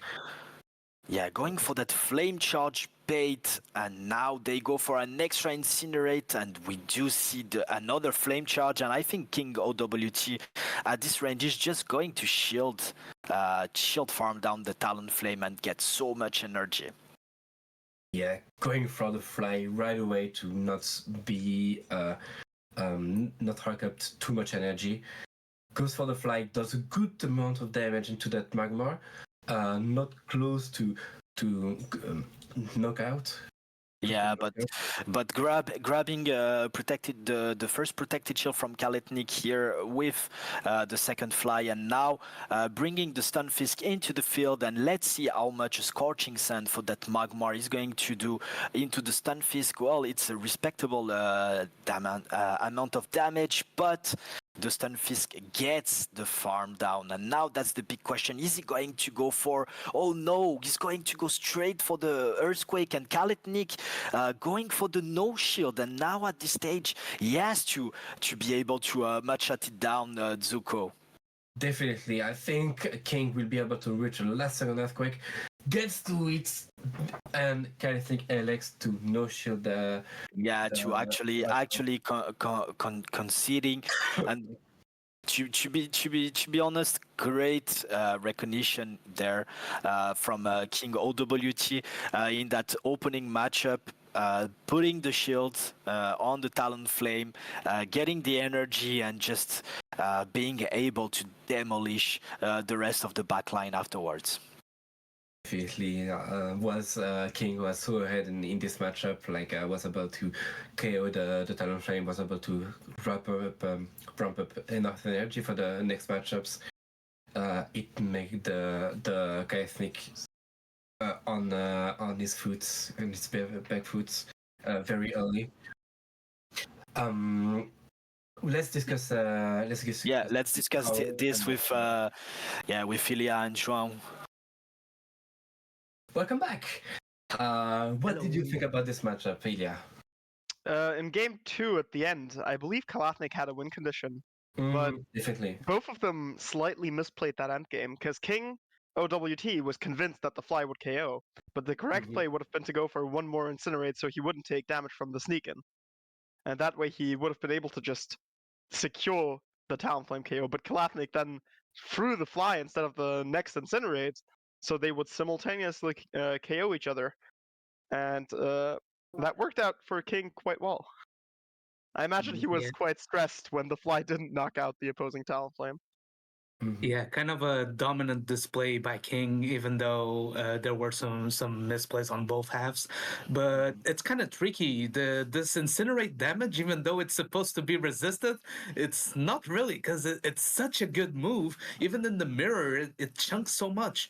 And we saw something interesting, which was a catch of the Flame Charge on the Umbreon, and then it took a boosted Fly that took pretty much half of the Umbreon away. So this Talonflame proving that with the Flame Charge moveset, it can be a quite solid generalist in this meta, because boosting Fly, which is already a crazy good move, very efficient, very good stats, proved kind of good for KingOWT.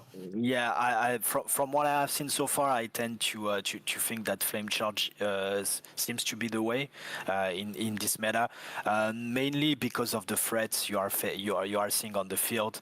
And having Flame Charge and being, for example, able to throw that into a Galarian Stunfisk to ramp up your attack, and then come out of this matchup with a boosted Talonflame to do crazy damage afterwards, seems like a good strategy to me. Definitely, that moveset is way more neutral. but it gives like the edge in longer matchups and in the end of at the end of the day. It has proven that Yes. King was the winner. But we will Yeah, never know who will win that charge attack priority in the mirror. Yeah, higher shield scenarios definitely will favor running Flame Charge over Brave Bird, as it means you have more time to deal an insignificant amount of damage with Incinerate. As we have seen in the mirror match, Jox, you just mentioned it, even though it's resisted, it still chunks a lot. And in the third game, we saw that exactly. He landed the King landed the fly and just realized, okay, but I can just farm him down and leave with 1,000,000 energy here. Yeah, and kind of interesting that the main counter versus Talonflame, which is probably Toxapex, right, isn't really that hard of an answer, especially versus a boosted Talonflame. And that's such a bad matchup versus Galarian Stunfisk, where the brine just tickles and those poison jabs are double, triple resisted. You can't really farm down the G-Fisk. So even though you tanked the Earthquake quite decently, I think we saw pretty much from full health that EQ did about, what, 70% or so. The brine just doesn't do enough damage as water coverage, so I feel like trying to hunt the Talonflame with the Toxapex can prove costly when Galarian Stunfisk is so flexible in this meta. Yeah, especially like you're mentioning, Toxapex is a very slow Pokemon because it's a bulky Pokemon. You can't have it all, right? And if for example the Talonflame has like one Incinerator advantage, it's just so much going to outpace you even to the brine so much in a way that it's going to put you in a situation where you do have a counter to a fire type, but you are in a position where you actually need to shield if you want to get through that matchup. Yeah, it seems that is the main question of this meta. Find the core breaker to Talonflame and Galarian Stunfisk without water types outside of Toxapex, which just does not do that job. Where is my Shadow for Alligator to break this core?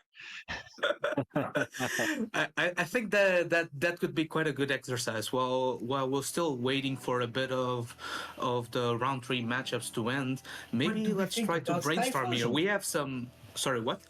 What do we think about Typhlosion then?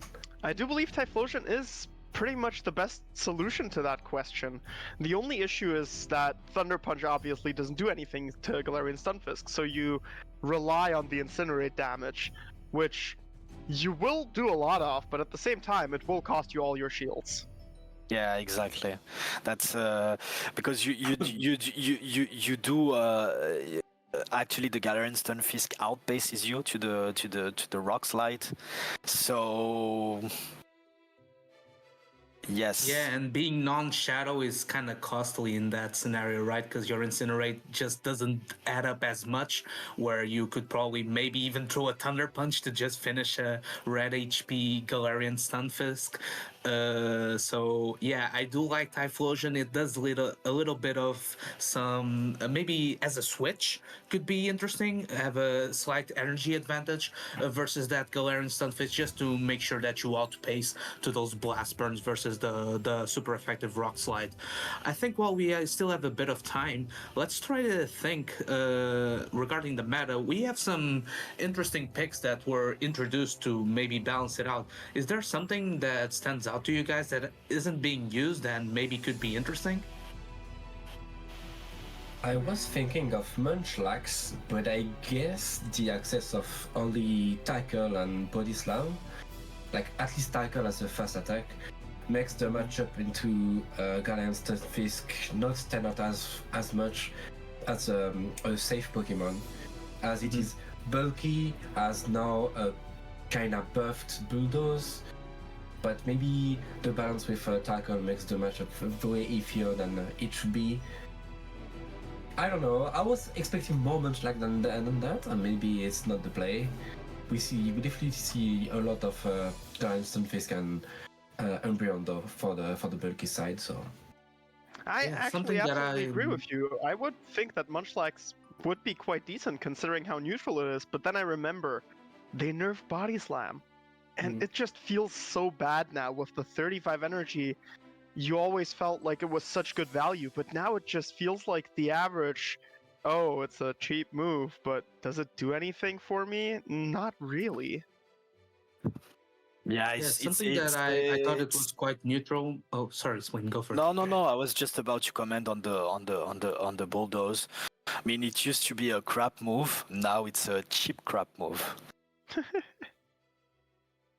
Yeah, something that I think it could be quite neutral in this meta is not really being used a ton is that Arctivax, because I feel like having access to the ice move as a dragon gives it a lot of play versus the Galarian Stunfisk, and Dragon Breath plus Dragon Claw at 35 energy gives it pretty good neutral play. So I'm kind of wondering why players aren't really going for it, maybe thinking that Talonflame being so good as a fire type user and our dragon not really walling it doesn't do quite the role that it needs for it to support a team. But I don't know. Something interesting here is that we're seeing quite a few matchups with Europeans that are gonna meet up soon in the international championship for the play Pokemon scene. I'm wondering if some of them take this grassroots experience, having experience with weird picks per se, and that gives them an edge in open Great League scenario where someone can't really surprise them running a spice pick, or themselves pick a spice pick. Oh, this was quite good in grassroots and it kind of has interesting play in open Great League. I wonder if I can use that. Maybe some of them could get some practice in before the. What? Magmar? I've faced this before. I know the Might count. be.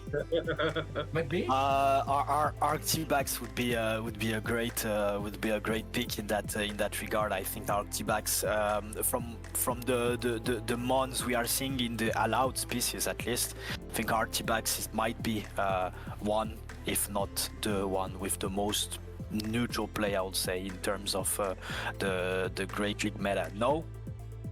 I disagree, I do believe it's one of them, but Galarian Moltres is here, Talonflame is here. I'm talking about allowed species, not so allowed typing. So the ones they add out of there.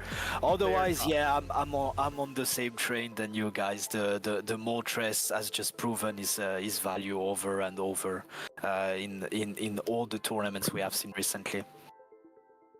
I think the pick here that's not being used and it has played both in Play Pokemon and in this meta is Thunderfang Steelix, because it breaks the Zoomerl Drapion core and would scrap those flyers out of the sky. I'm here for Does the it Steelix break a propaganda, Zoomerl baby. Drapion core? It does. It has pretty good play into both. Let's be honest here. It resists Poison Sting. It has super effective It Thunderfang. also it gets free shotted by Aquatails for sure. I guess if you run Shadow Steelix, it might get two shotted even. Nah, it's fine. You can run regular, just let it go and set up your Feraligatr or whatever you have as a glass. But you basically have to run Breaking Swipe in order to reach charge moves fast enough against. Yeah, okay, so you need to run double 35 energy move. Yeah, I think that's the play for sure. I think it's a pretty good setup mon that has play Pokemon, and I think it could be useful here, even though it's Steel type, so it does take super effective damage from that Incinerate from Talonflame, but at least it has fast move damage, right? It can do some damage versus a Talonflame with the Thunderfang, so it could be maybe even set up some ABB type strategies with the Galarian Stunfisk, where you use one to draw out, I don't know, the Pillow-Swine, and you try to sweep with the other. I think it could be a good pick. So the mon I was a bit more expecting to see is the Cradily. Having access to that rock and grass typing, actually, I thought that was quite interesting, especially because that's one of the few grass types that can beat Talonflame, for example. Do you one shot steal with Rockslide now? With the Rockslide nerf with Cradily? I'm just unsure. Yeah, Rockslide barely does not one-shot the Talonflame, doing 90% damage. Yeah, but So if you can bullet sit it down, it's even better. I mean, but more because looking at everything, I think it's a fairly neutral mon actually, with a decent play into anything but poison types basically. think we're heading towards the fourth round, and we already have some matchups ready to go. Who's undefeated so far? I think KingOWT, who's been just on stream, is undefeated, and he's facing SS Torn, which could be a really cool matchup to see. I'm not sure if it's going to be showcased on stream. The current winner, world champion. 1 second. The current winner of this meta is Rhyblet. He is 9-0. He's undefeated in single games even. Oh, what is he running? Oh, he's running the Melmetal. Rhyblet He is running a also Melmetal. a world, a Devon Corporation world champion, if I recall. So definitely one of the master of the grassroots formats. Maybe we can get him on stream, maybe to showcase that Melmetal. Though I do think that Steelix is a bit cooler than Melmetal. Just saying. I can see the Melmetal doing a similar role there, being a pseudo electric type. It's okay, Joao. I totally understand you. I love Heatran. You love Steelix. Everybody has their favorite. Yeah, I just don't want to be a meta slave, you know. I just want my spice fix to rule supreme. You know what? But yeah, I do understand the Pokemon. Melmetal pick, right? Because it has access to superpower, which would deal super effective damage versus the Galarian Stunfisk.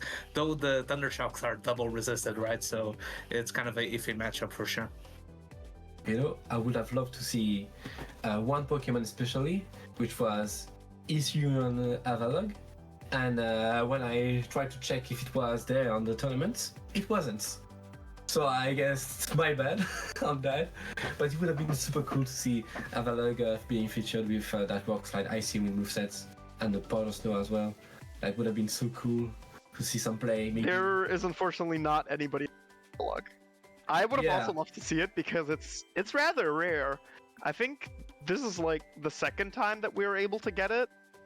Now that it is in the weekly research box, the first time was of course during the Go Tour Sinnoh event, but it was very rare from the very rare field research task that nobody actually was doing pretty much. I had one from back then, I traded it, got a fairly decent IV spread, but now I've been getting quite lucky with the weekly boxes, and I've been trying to mirror them actually recently, but I didn't get a good IV yet on this. Yeah, it would have been so cool to see at least one. But I was actually thinking to that. Same for Amora, that is in the allowed species. They are sharing the same typing, and that rock plus ice typing is interesting. It has access to Thunderbolt, right? So it could be one of those electric types we were mentioning. Yeah, for the Amora indeed, and also you could even imagine, let's say, a rock throw Amora. I think it has access to a hard check to Talonflame. Oh, does it have access to rock throw as well? I thought that I'm not entirely sure. I think it has tackle. Whereas I'm not sure. I'm not I think I'm not it would sure have been definitely banned if it had rock throw. We can't have those fire types with getting hurt like that. But still with Powder Snow actually. It's not tackle. It has Frost Breath and Powder Snow. Yo, buff Frost Breath. No, but I still think it's. Right, I think we have our players ready, so we'll say goodbye to Sergio and Nicholas for now. Catch you in a bit. All right, I think we're gonna have our reigning, defending world champion on display today. He's undefeated so far. He's 9-0. Not only that, both players have a team. Let's say his opponent is running not only Magmar, but also Rapidash. Oh, baby! The Alolan Raticate that we were hoping for, and it has returned.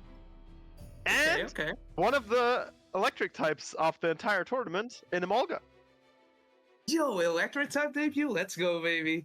Hopefully, let's see if it gets matched up versus a Talonflame, because it's been running rampant. I only just now noticed, Jocks. The Rapidash is not running Flame Charge. It has Wild Charge as well.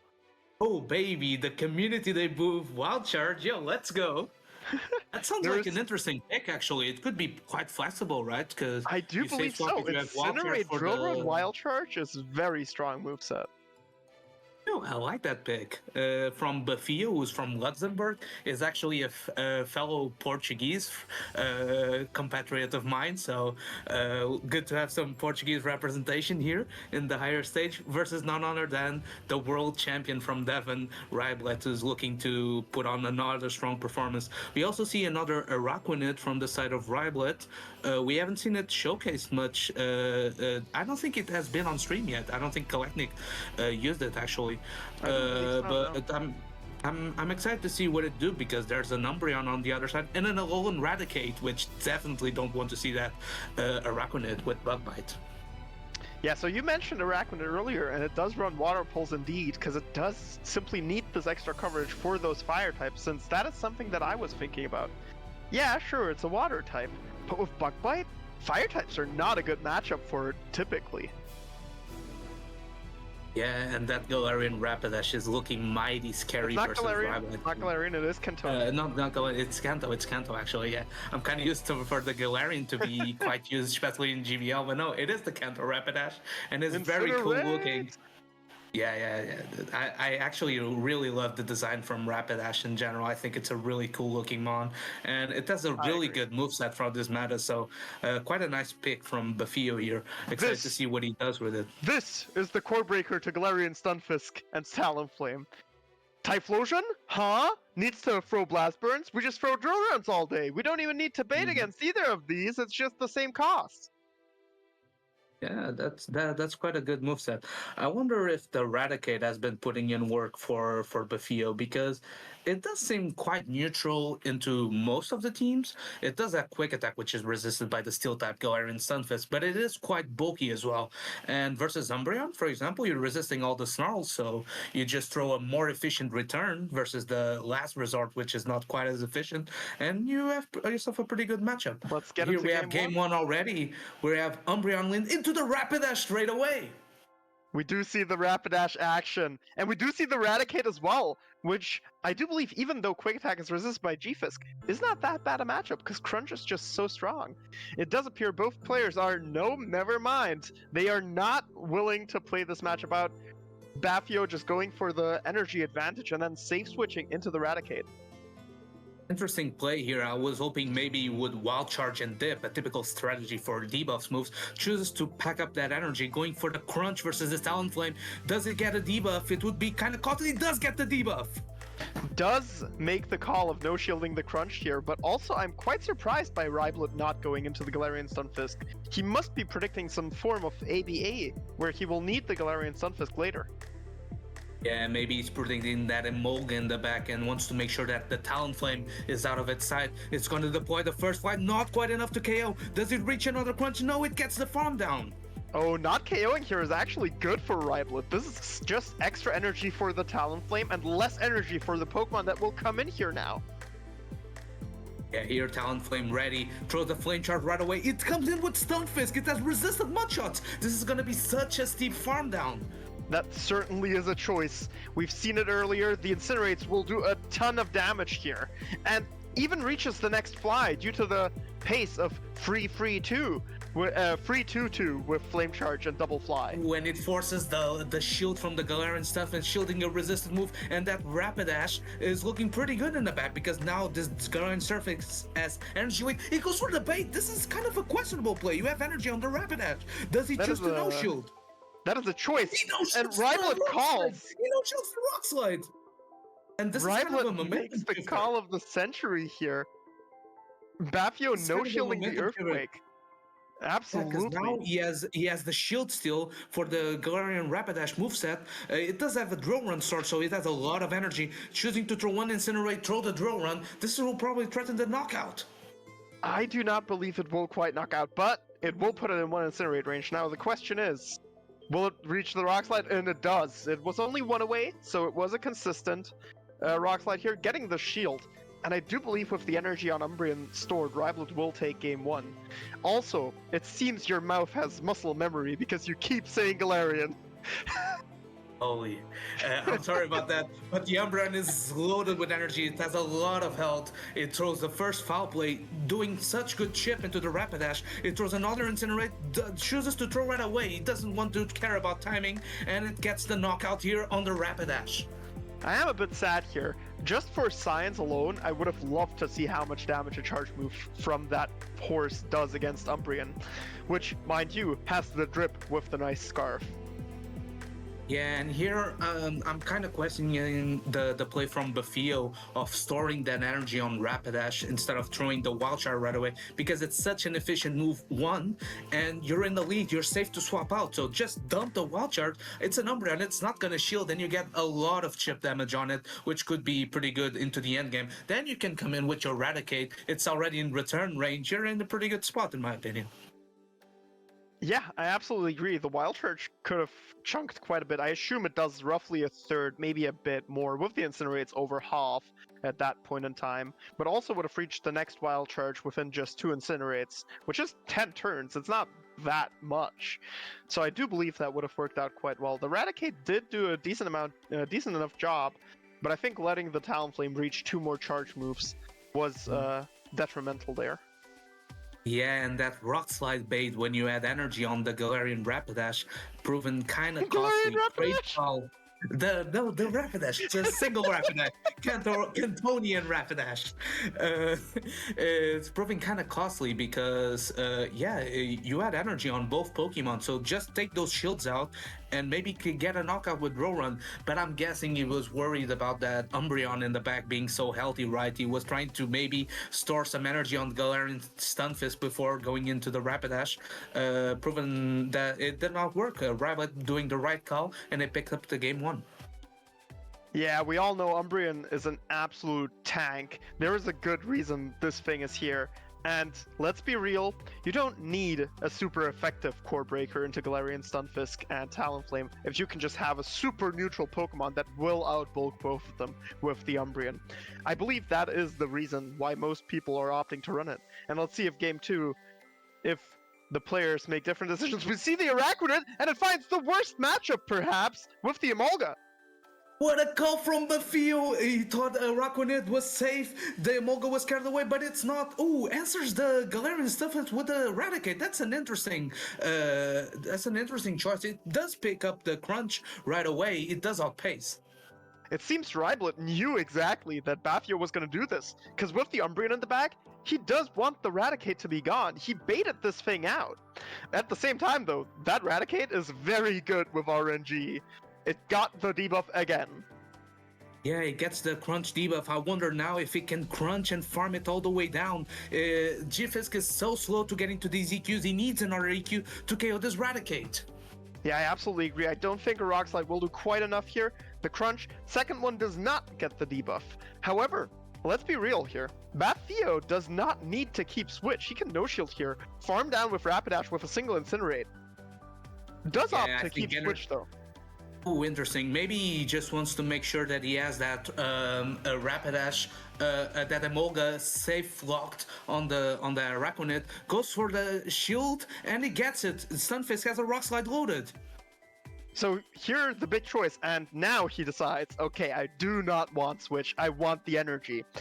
Let's see if they come in with the Rapidash for the 20 energy, or with Emolga even, to try to Thundershock down. Since, I think this is a mean Thundershock down. Quite a bit away. Oh, okay. It would be a mean Thundershock down, but the 20 energy on Rapidash was just too inviting. Being able to throw the Wild Charges here, neutral Incinerates while taking resisted Bug Bites. Rapidash, not a super tanky Pokemon, but we see even here, the Bug Bites do not quite do that much. We see the last shield come up from Rhyblet here. Yeah, near Araquanid, it's kind of in a rough spot where all the fast move pressure is resisted by both Emolga and Rapidash. It does deploy the Bubble Beam, maybe trying to keep that Umbreon healthy for the back matchup, so it makes sure it has energy and HP for the Rapidash in the back. Does indeed. I'm wondering what the correct play here is. Oh, going over 100 energy is definitely not the correct play. But Theo here, trying to somehow manage to save the Emolga for later, I assume. Just trying to throw some energy here to waste down the Switch Clock and then come back into the Araquanid whilst finishing off this Umbreon with the Rapidash. Yeah, and here the matchup knowledge coming in clutch for Rhyblet, knowing that that debuff was kind of crucial, so it made sure that the Umbra tanked safely those 2 acrobatics that Buffio is about to deploy with the Emolga. It tanks it quite easily, and it goes into the Rapidash to clear the debuff. But the Umbra has energy. Immediately. The Umbreon has a lot of energy. However, the Rapidash does not have a lot of energy. It has a slight bit of energy. And with how much energy the Rapidash will be able to gain from this Umbreon, it should easily be able to throw at least 1 Wild Charge, maybe even 2 before a single Bubble Beam is being able to be thrown. And yes, indeed, the Bubble Beam was not activated. Buffio has 2 Wild Charges stored here, and the Emolga is still in the pack. Oh my god, in one shot? That is insane. Oh man, this Rapidash going on a rampant, having 2 Wild Charges back to back, taking out 2 of the bulkiest mons in the meta. Rapidash meta, baby, let's go! The horse pulled through. Buffio rode Rapidash to the victory in this game, which is Rhyblet's first game loss in the entire tournament, mind you. Yeah, that's quite an incredible feat. It does have quite a good core-breaking potential, that Rapidash, into the Rhyblet team. And there he was able to set it up perfectly, being able to deploy back-to-back Wild Charge just before the Araquanid was able to activate that Bubble Beam and getting the W. Yeah, it was quite interesting to see from going Raticate, opting to just try to gain switch, and then still no shield the second move. I understand it now. In hindsight, it all makes sense. Apparently, Buffio is just a lot better a Rapidash player than me, clearly, because he knew that Rapidash is a lot better when the shields are down, because Wild Charge, you don't want that to be shielded, you want to just hit it. And can we talk about that call and the line from Buffio having both Emolga and Rapidash versus an Araquanid lead team? That was such a great call. That Araquanid had nowhere to go, even though the Alolan Raticate put in so much work for Buffio game 1, getting that crunch debuff, forcing the Talonflame to dump energy. But yeah, it just a great line call by Buffio, bring both the Emolga and the Rapidash. I'm curious now, will he bring the Rapidash again and get game 3 with it? Getting the horse through this round would be absolutely incredible. I am already a big fan. It's been quite incredible to watch, really. Well, let's see if you bet on the right horse. I think the nice way to set it up here, it would be to bring maybe the both Pokemons along with it. We see that Rhyblet is already set up. Buffio already locking in the team. I wasn't quite able to see it. We have the Araquanid lead again. Double down for the kiss of the Eradicate. What a call from Rhyblet, doubling down. Rhyblet running the same line as the last game. This is not quite as bad for Buffio as it seems, though, since he did opt for the double fire backline, being able to bait out the Galarian Stunfisk perhaps, while still hitting it for super effective damage. I'm assuming that he will take the Bubble Beam and then switch out. Yeah, I think that would be the correct play, not throwing away this energy that is debuffed. Araquanid unlikely to shield this. This is only really a return wouldn't do that much damage and gets off the crunch. Interesting play here. Maybe not comfortable going in with the Magmar, which he does right now. It does have resistance karate chop, so maybe he was afraid of that matchup straight up. Yeah, I'm quite curious on why he opted to stay in with Raticate for so long. What might he be predicting in the back? Oh my lord! Waterfall's almost one-shotting?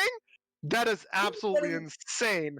I did not see that coming. It does endure to get off the Fire Punch, which will only tickle this Araquanid. This Araquanid is going rampant. Last game, he had no play. Right now, it's core-breaking Buffio so much. Yeah, the Bug Bites have absolutely chunked this Raticate already into the yellow. Does not come back with Raticate, opts to go for the Rapidash and farm down here, but will have to take a Bubble Beam. The Incinerate gets off the Bubble Beam. That's such a good...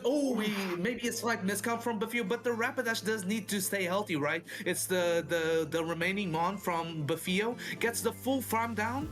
Rapidash quite healthy with a lot of energy, but at the shield disadvantage versus 2 very bulky Mons. And at -1 attack, do not forget that. It never feels good to shield a Bubble Beam, but he kind of had to here. And the Raticate against the Stunfisk here, not a super good matchup down a shield. Yeah, I like the play from Bafio, storing that double wild charge and then switching out, making sure that you don't waste that precious attack versus these two Pokemon. You need as much damage deployed as possible. Getting in with the Eradicate, getting off the crunch that Jiffis is gonna endure though. Yeah, the G-Fisk easily tanks this, still needs another crunch to knock it out. And Rhyblet opting to go over to the Rock Slide here. I'm not entirely sure this knocks out with the nerf now. It does. Gets off the Rock Slide just about to go. Overtaps here. It had already 100 energy. Gets off the Rock Slide, taking the last shield from Bafio. This play might prove costly here in the end game.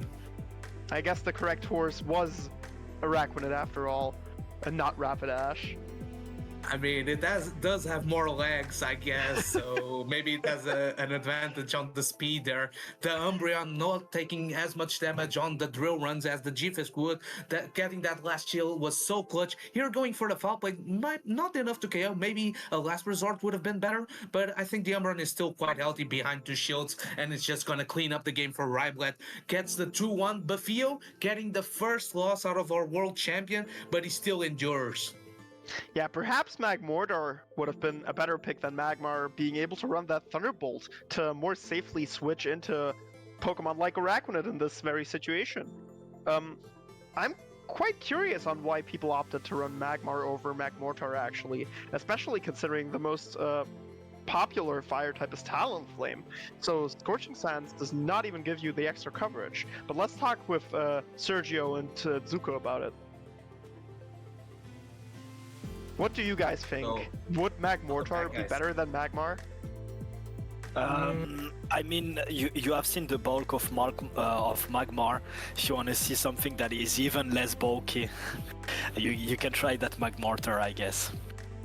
I mean, to be fair, Magmortar would have been one-shot by that water pulse, so Magmar has that going for it. Could have also immediately switched into it though and just reached a Thunderbolt before the water pulse, admittedly. What I noticed there is that the first player to take a win out of the world champion is Portuguese. That's the only thing I noticed. That's cool, baby. We're on the map. Yeah, I just think Magmortar, like if you're about to play a very squishy mon like Magmar, what about going all out and go Magmortar and be able to have that Thunderbolts, like spam the Thunderbolt into the Talonflame, get the very high attacks, fire punches into the Stunfisk. I don't know. It looks like a great choice to me.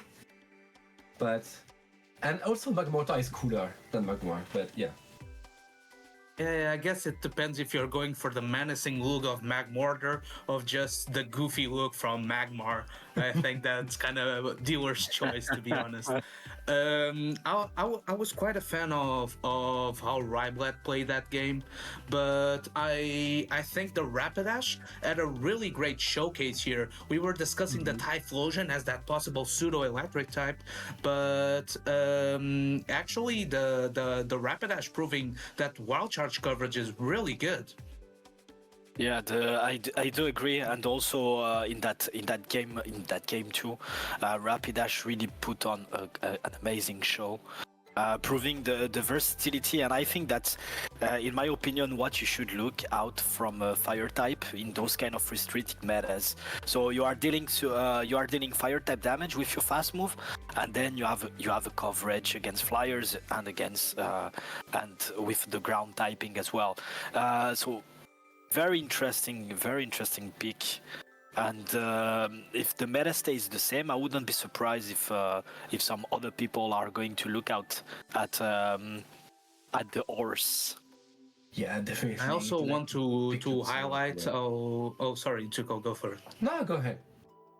I also want to highlight how Rhyblet was so sure that the Araquanid lead was the way that he doubled down even though he faced a Molga Rapidash core game 2. He was sure, okay, he's banking on that Raticate, so I'm gonna double down here, make sure that my Araquanid is in place, and it proved kind of a good read, right? Because Bafio went really weak to it, even though maybe a questionable decision staying in with the Raticate. Maybe he wanted to get that chip damage, so the fire punches would be a bit more meaningful in that matchup. But still, it took a lot of damage in the process. And that water pulse, my God, it almost one shot from such a Pokemon like a Raquanid. It did massive damage. Yeah, considering it doesn't do like that much damage, like water pulse is still a bit of a weak move. Still, considering how much energy it costs, and Arcanine having like so low attack, honestly very impressive. And considering Magmar is like very frail, like it does a lot of damage. Also considering Bafio's strategies, Arcanine was never placed at the right place. Like it was always onto the Emolga or onto the Rapidash. But Rhyblet proving he's not the world champ for nothing. He managed to pivot around and make sure that he had use of that Arcanine by applying either a debuff or giving a very strong attack into the Magmar. Yeah. I was kind of happy to see, because that summarizes Show 6 Pick 3 so beautifully, which is it's all about the mind games, right? Because Bafio thought they're okay, I got you against the ropes, I made your Araquanid look useless, I'm just gonna go soft to it. But Rhyblet proving maybe that experience and those scrims that he does and all those tournaments that he plays, knowing that that's a common strategy from most people, right? You go so strong against the pick, expecting it to leave them on the bench, and then you try to go weak to it, but Rhyblet was all upon it. So here the beauty of Show 6, right, where those mind games really come into play. Much more common is the saying, never change your running system. Rhyblet lives by the words, never run a changing system. If it doesn't work for the first time, maybe it will the next time. We just keep going with the same thing. Yeah, but I do totally agree with the comment that Chooks just made.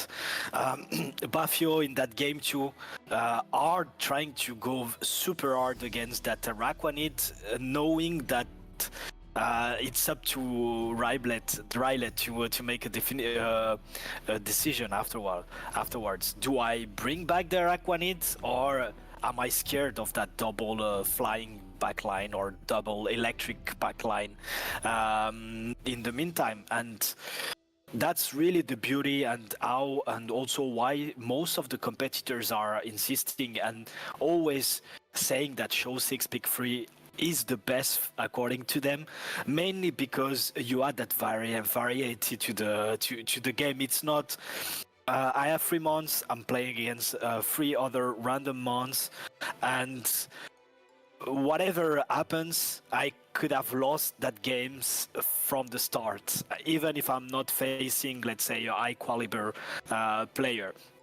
But with a Show 6 Pick 3, you are rarely in that situation. So even if you don't have a favorable lead, it's really unlikely that, unless you are totally core break by a pick, but it's very unlikely that you don't have a strat or an answer, or that you don't thought about the scenario. Let's say, for example, in the case of Bafio, he leads the Raticate, and he must have, let's say, a scenario where that Raticate is going to face the Araquanid, and then from that, what do you do? Are you going to crunch and then swap out? Are you going to swap out instantly?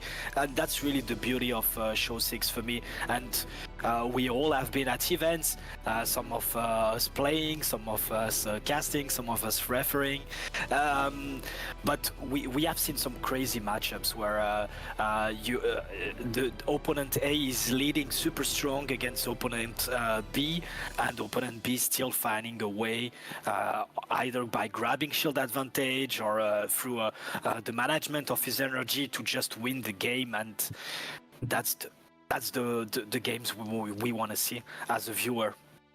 Yeah, and I want to take the opportunity to say, if you do enjoy this Show 6 Pick 3 action, and you know there's a lot of players that are not able to attain those in-person big prize money tournaments like Play Pokemon, Devon is the way for global Show 6 Pick 3 excellency. We have a great meta team, a great group of refs. We have the casters here helping out as well. We're all just committed here to make sure that Show 6 Pick 3 is alive and well. And if you do enjoy this section, make sure to check out our website, devon.gg. Make sure to check out our Ko-fi if you feel like donating, and help us keep this infrastructure together. Definitely. Now I wanted to ask one last question about the previous matchup. Where was Melmetal? Where was it? Like Scared of the Rapidash. Yeah, it Yeah, looked so good on paper. that Rapidash was really menacing. I'm not gonna lie. I would be scared to bring Melmetal as well. Melmetal would melt rather than do anything with the rock slides that are nerfed now. The Incinerates would just hurt far too much. I am not entirely sure Rhyblet was even able to utilize it at all in the previous rounds, honestly. Yeah, that's are in this tournament. That's exactly my fault, Ilya. There, so maybe it's just a pick there to scare away some things and to. It is pretty solid into Galarian Moltres, I'd assume. So far, we are up to round 5 of 6 of the tournament, and we're down to 4 undefeated players. 3 of them already featured on stream: Rhyblet, KingOWT, OutOfPoket, and then we have Pogo Neo as well, and he's running the Steelix! Dude, guys, I told you guys Steelix was viable. Let's go, baby. Yo, I want Pogo Neo to take it all the way now. Maybe Steelix is the sauce. This is the sauce. What is Yeah. quite interesting to mention here, we are in round 5 out of 6, and we have exactly 4 undefeated players, which means there will be no tie.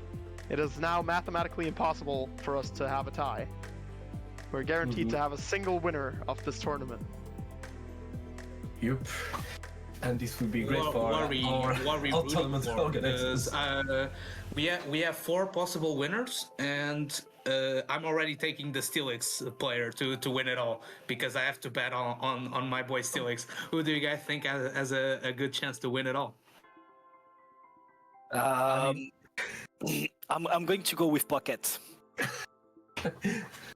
That was your pick, Zuko. No, I was about to say that Ilya was for sure going for Pockets. I'm going. It's my son. I have to root for my son. I do like when father and sons basically have almost the same age, but it's okay. No, I was about to say that. I think that's the beauty Rhyblet would of probably... human reproduction. I'm going for Rhyblet for myself. So look, I'm only his stepdad, Jock. Pocket for you. But yeah, I think this matter really centered around that Galarian Stunfisk Umbreon Talonflame, because to be honest, it's in all 3 of teams except for the Steelix player, because he knows that Steelix is the sauce. Yeah, surely Steelix is the sauce. I think we have our matchup ready. We're gonna have featured on stream KingOWT versus OutOfPoket. So I reckon that I have to be. Pocket is running crazily, so I have to be Team Pocket there. Thank you, Ilya and John, guys in a bit. for the previous cast, and see you soon. Let's talk about the King Pocket matchup now. Yeah, exactly. As you said, Pocket has the Cradley, but King has Magmar, so it's cool. Yeah, actually, they contrary to the previous match, they do have different teams, which will allow maybe different techniques.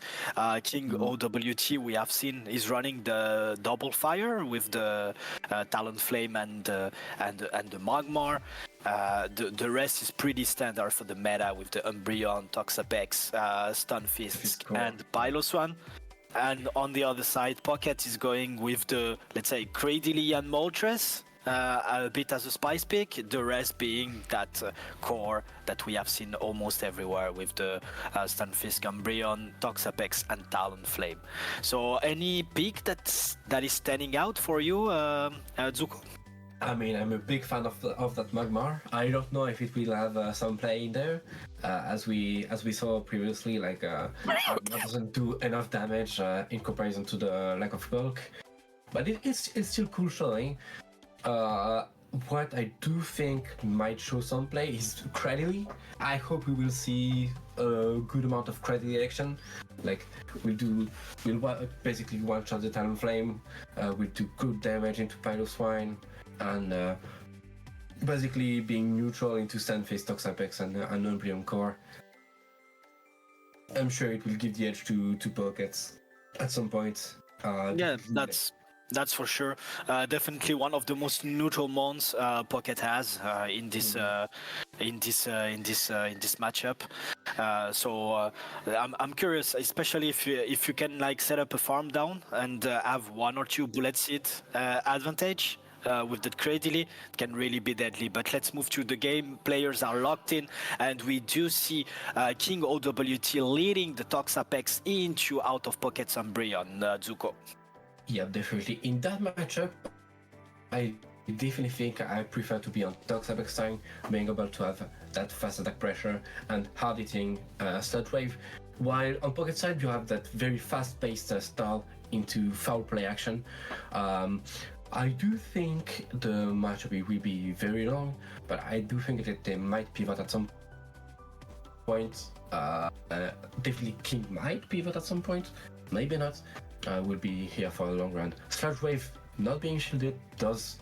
Yeah, we do see a catch. Like you were predicting, KingOWT is the first one to move from that matchup, swapping out into the Umbreon to catch up, and Pocket is going to answer with his own Toxapex. So grab a coffee at home. We are here for a while, Zuko. So we move from a Toxapex Umbreon matchup to another Toxapex Umbreon matchup. I think at this time that Umbreon definitely has the edge, being able to target that foul play, like resisted foul play, like making Pocket giving up some energy on that Umbreon. Like even if you no shield that Sludge Wave, it's not too bad. You set yourself up for a farm down with your own Toxapex, or even that one later on the match. Yeah, exactly. KingOWT Umbreon is going to throw another foul play to chip even more that Toxapex, but Toxapex is about to reach the Sludge Wave, and that Sludge Wave, if it goes unshielded, it should be enough to knock out the Umbreon. Mm-hmm. No, I'm a bit afraid. Oh, comes up with the previous one. That's perfect. That's potentially a lot of farm on the Piloswine. Will we see a shield on that Brine here? We do not see a shield on the Brine. No shield, able to tank it like. Yeah, we do see that. Not that easily, I will say. We do see that. We do see that Avalanche to knock out. Yeah, and now we do see a protected shield on the Talonflame, and KingOWT swapping out into that Toxapex, and now OutOfPoket is going to bring that Umbreon. And will we start to see some protected shields on KingOWT? Not yet, Zuko. Not yet. I don't think. I think King wants to keep the shields for the charge attacks from the Talonflame. Sounds okay for me, but the Pocket's able to shield a very energy consuming move. Very good shield on that side, and now King should shield. Like there's no way he's no shielding in that. He does no shield. He's trying to bank as much energy as possible before, I guess that's the play, before swapping out and bringing that Piloswine. He wants to have 2 Brines ready, one to knock out No, he's going to go for the first Brian now. That should Now be. what I'm afraid of is that Talonflame will be able to farm down with only a single incinerate, and it will be a bit problematic for the end game, especially with that Pyrophone not having that much. Yeah, that doesn't knock out, anymore. and indeed, like you're saying, KingOWT unfortunately not able, and like you're saying, keeping his shield for the end, but in the end, not enough HP remaining on his mons to make good use of those shields. Any idea on what we should expect for game 2? I mean, we should expect more shield usage. I think the problem is not using the shields there, like being too cautious of Talonflame's energy and health bars. Put King in a very tough spot there. If King used both of his shields at that moment, he would have been able to set himself up for a catch later, with the Pyrophone having no health and no energy, and maybe could have reached two Brines to that Talonflame. Yeah, what I found interesting, and it's really something that you can see when you have top players in the field, is that Pocket really recognized that KingOWT was going for the two shield strategy and decided to use his last shield on the Umbreon to shield that sludge wave, because he knew that he will be able to outpace and to grab some shields, or to put the Toxapex at a low HP. And we do have game 2 here with the Toxapex into the Talonflame, and like we're discussing with the casters, yeah, Talonflame is pretty comfortably staying in this matchup, Zuko. Definitely, the Brine does not threaten that much the Talonflame. And Toxapex is there. He's chilling, applies some damage, but doesn't have like threatening moves into the Talonflame. King able to throw a sludge wave that does a good amount of damage and will probably secure the switch for him later on the matchup, because it's probably the most efficient move that King has on his board to apply on that Umbreon. Now we stay on that mirror of Umbreon, so we can bring up a cup of tea, cup of coffee, whatever you like. Yeah, whatever you want, but at least they are throwing a last resort at each other, which is going to definitely gain us sometimes if it were resisted foul plays, for instance. But yeah, like you were mentioning, KingOWT for sure securing that switch advantage by throwing that sludge wave into the opposing Umbreon, and now we can comfortably build up some energy on the Umbreon to have some residual energy when OutOfPoket is going to come back in with another mon. A good piece of information that we got is that King will win the CMP, the charge type priority into the Umbreon. So if he wants to, he can secure the mirror matchup anytime he wants, and that Umbreon is very safe into Pocket's team. Able to tank another last resort on his Umbreon, will leave the matchup with at least foul play banked, maybe last resort as well. Yeah, I think it's a foul play, and KingOWT, knowing that he can basically only throw one charge move, so it's going to go for that last resort that does slightly more damage, Zuko. Definitely, it does a bit more damage, but not enough damage on the Talonflame to flatten it to give up a shield. Talonflame, Toxapex coming back, Talonflame throwing a Flylet. Fly won't knock out yet, but will apply the pressure that we know it's known for. Ooh, and I do like that. I do like that play. OutOfPoket swapping actually a turn earlier there on the Galarian Stunfisk, which is going to give him the edge. But will he? Oh, and he gets the bait, the perfect bait, the rock slide bait, which is always super risky. And now I'm curious to see what KingOWT is going to do. He's also going to go for that bait, and OutOfPoket putting the protected shield, Zuko. Yep, definitely. And not the only answer is, do you shield an earthquake or do you call a bait to put you in the edge of the matchup? And we see a Oh, shield he on does. earthquake. He Very does good shield, play. and I think for King at this stage, he has to bait another time to be able to outpace, and we do see OutOfPoket putting out his protected shield here. Yep. Finally comes back with a bit of a. Oh, and tries to get that catch, but I guess KingOWT saw the writing on the wall, patiently waited, went into that Toxapex to soak the energy, and now he has to go up to 100 energy and pray he can just have a EQ. Another problem is, do you win that champion? You do not. You get outpaced with earthquake, and OutOfPoket will win that matchup, win game number 2, and is able to put his opponents on his back foot. On the final, like probably what you wanted to say.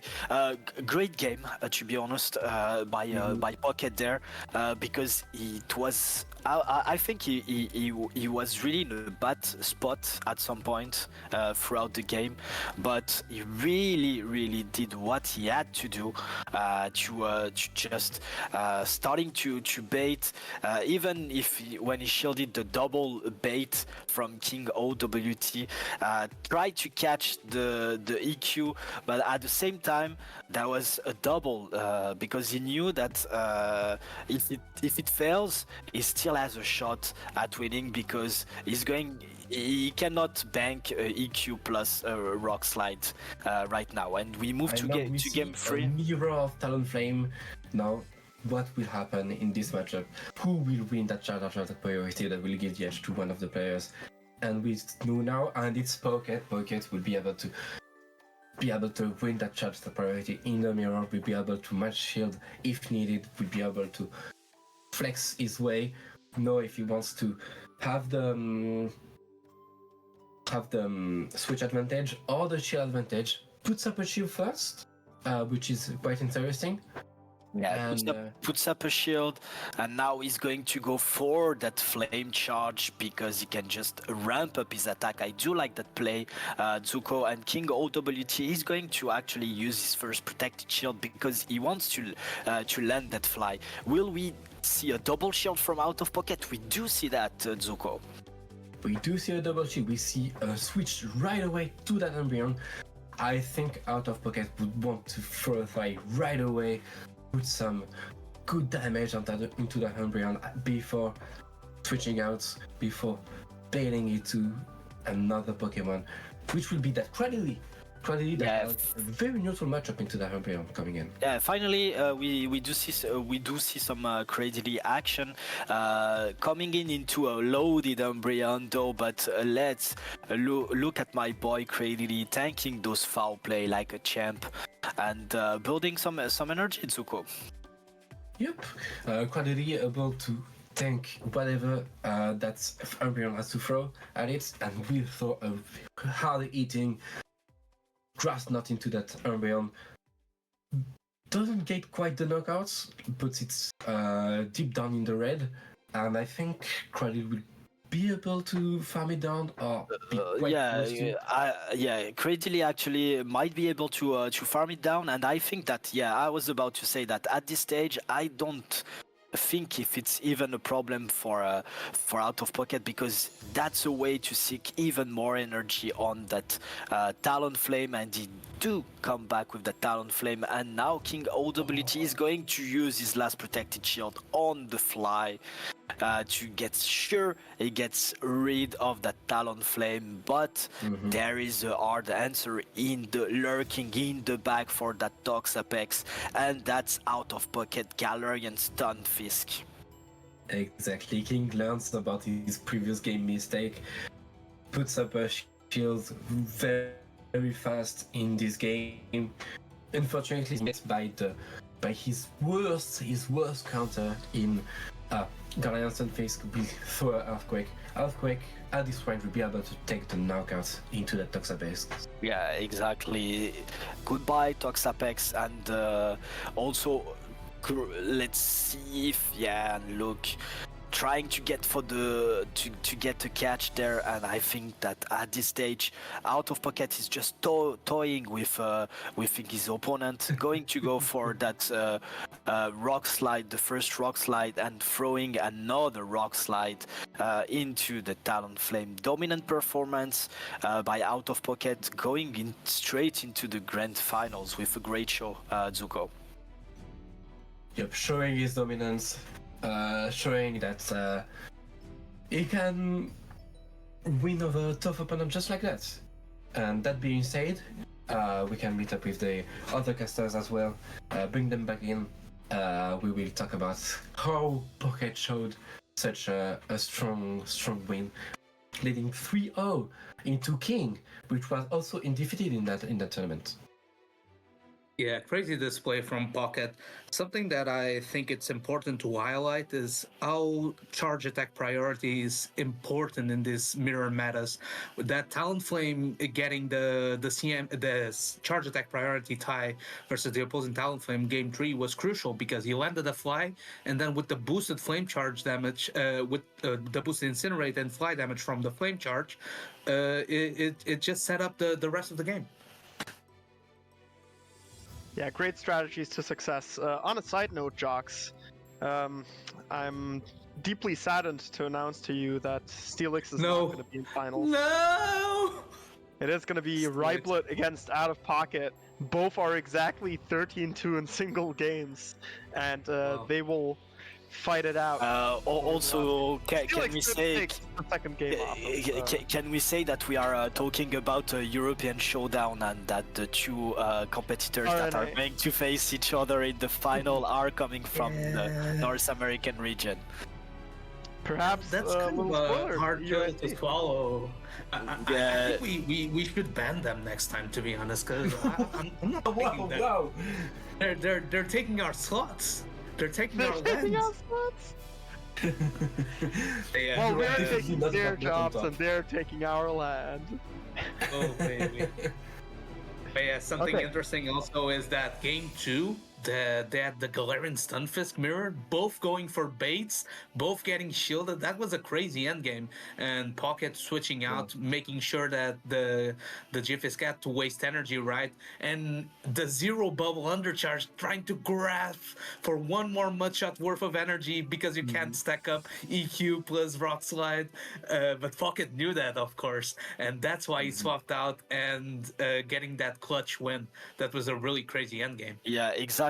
I did mention it, but I think that was a very smart move because he tried to actually attempted the catch, but knowing that even if it fails, it's going to be part of another potential win con, which is, in my opinion, crazy. And that's really something I would like to highlight about Pokemon GO competitive circuit, is the amount of decision making in a very short time that you need to do is absolutely insane. So just to be sure about something, it's not two people trying to tap their phones out to victory. It's way more complex than that, and that particular situation, I think is a very powerful highlight of what I'm just pointing out.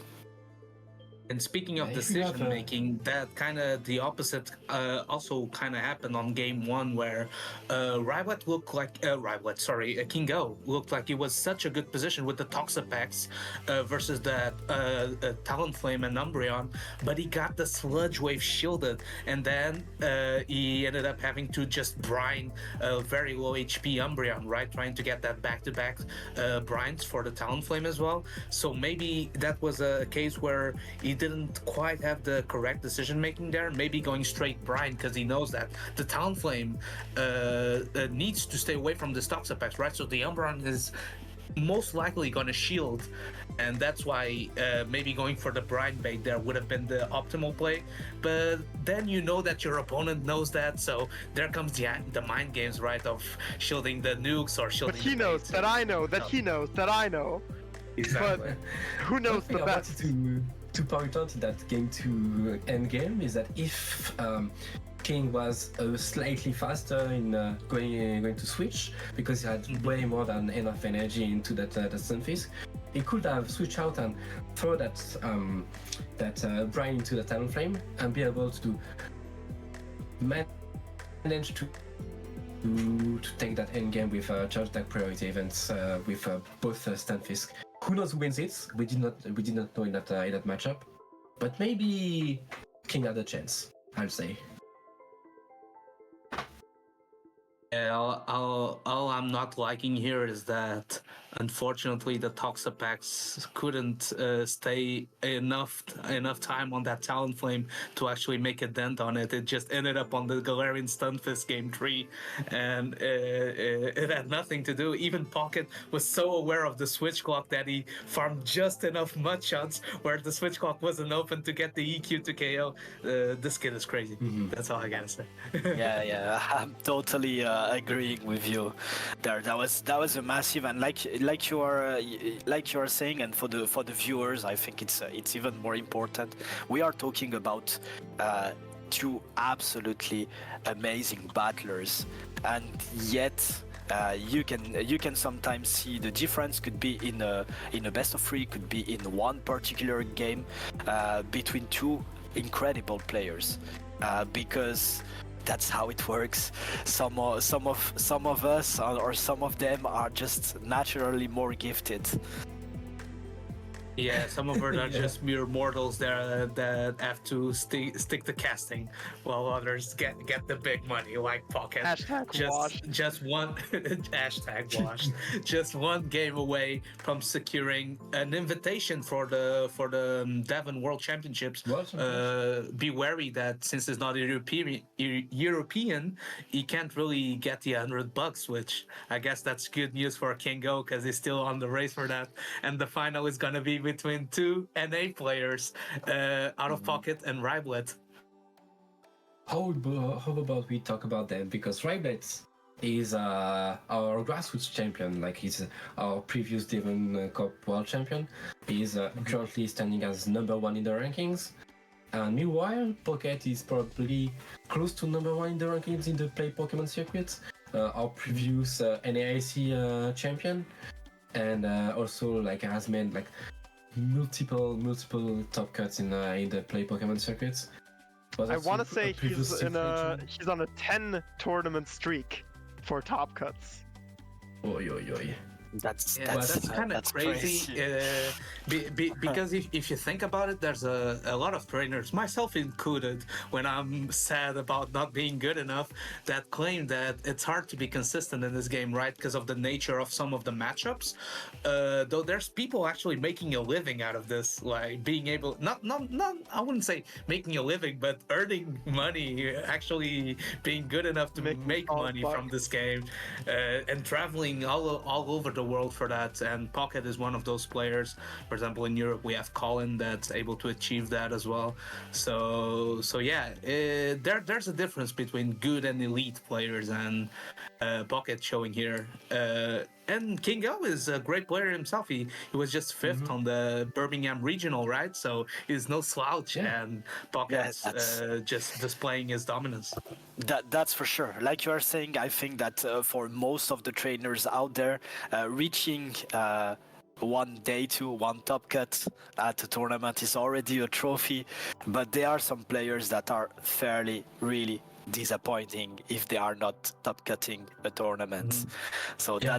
that's the difference, I think, between like you are saying, top battlers against elite battlers. Yeah, and something to note that these players kind of have pedigree because they both played grassroots for a while now, and both have been in the Performance Silph World Championships, representing their respective regions. So, being able to just being this level of consistent takes a lot of dedication and practice, as well as experience, right? Yep. I don't want to misspeak, but I think Rhyblet was like top 3 or top 4 in one of the last Silph World Championship. Like I definitely remember. I believe he was top very, 3. very good. Yeah. I definitely remember he has such a good show at some point, and Pocket like qualified for Silph Worlds multiple times already. Like I think any kind of formats Pocket has played in Pokemon Go, he has always showed a strong performance in it. Like any kind of grassroots tournament, even in the official circuit. I mean, I won't say he's gifted, but I think he definitely has the best experience out there. Can he play Ultra League and Master League though? I don't think so. I Those don't do think so. not matter. Yeah, They are not real. That's maybe where we can catch him. I was gonna say maybe in Little Cup we have a chance, but I think Rhyblet has been #1 in GBL playing Little Cup, so I don't think even there we have much of a chance, guys. Disgusting. That's But kind of interesting mentioning- because even though it's a very different format, I think both have been #1 this season in GBL as well. So That is also correct. Yeah. I'm not I sure didn't about see Rhyblet Rhyblet. this season, actually. I definitely Maybe- remember Pocket hitting #1. Oh, I do remember Rhyblet being #1 because I think there was like a sort of battle between Storm and Rhyblet. Correct me if I'm wrong, Zhao. yeah, I think that's it. Yeah. That's why I remember because with actually Ferrothorn and he renamed it like SF Ferrothorn on his team or something like that. It was funny. So both of them being also like GBL #1. As I said, OutOfPoket being good at every format Pokemon Go has to offer. At least Pokemon Go PvP.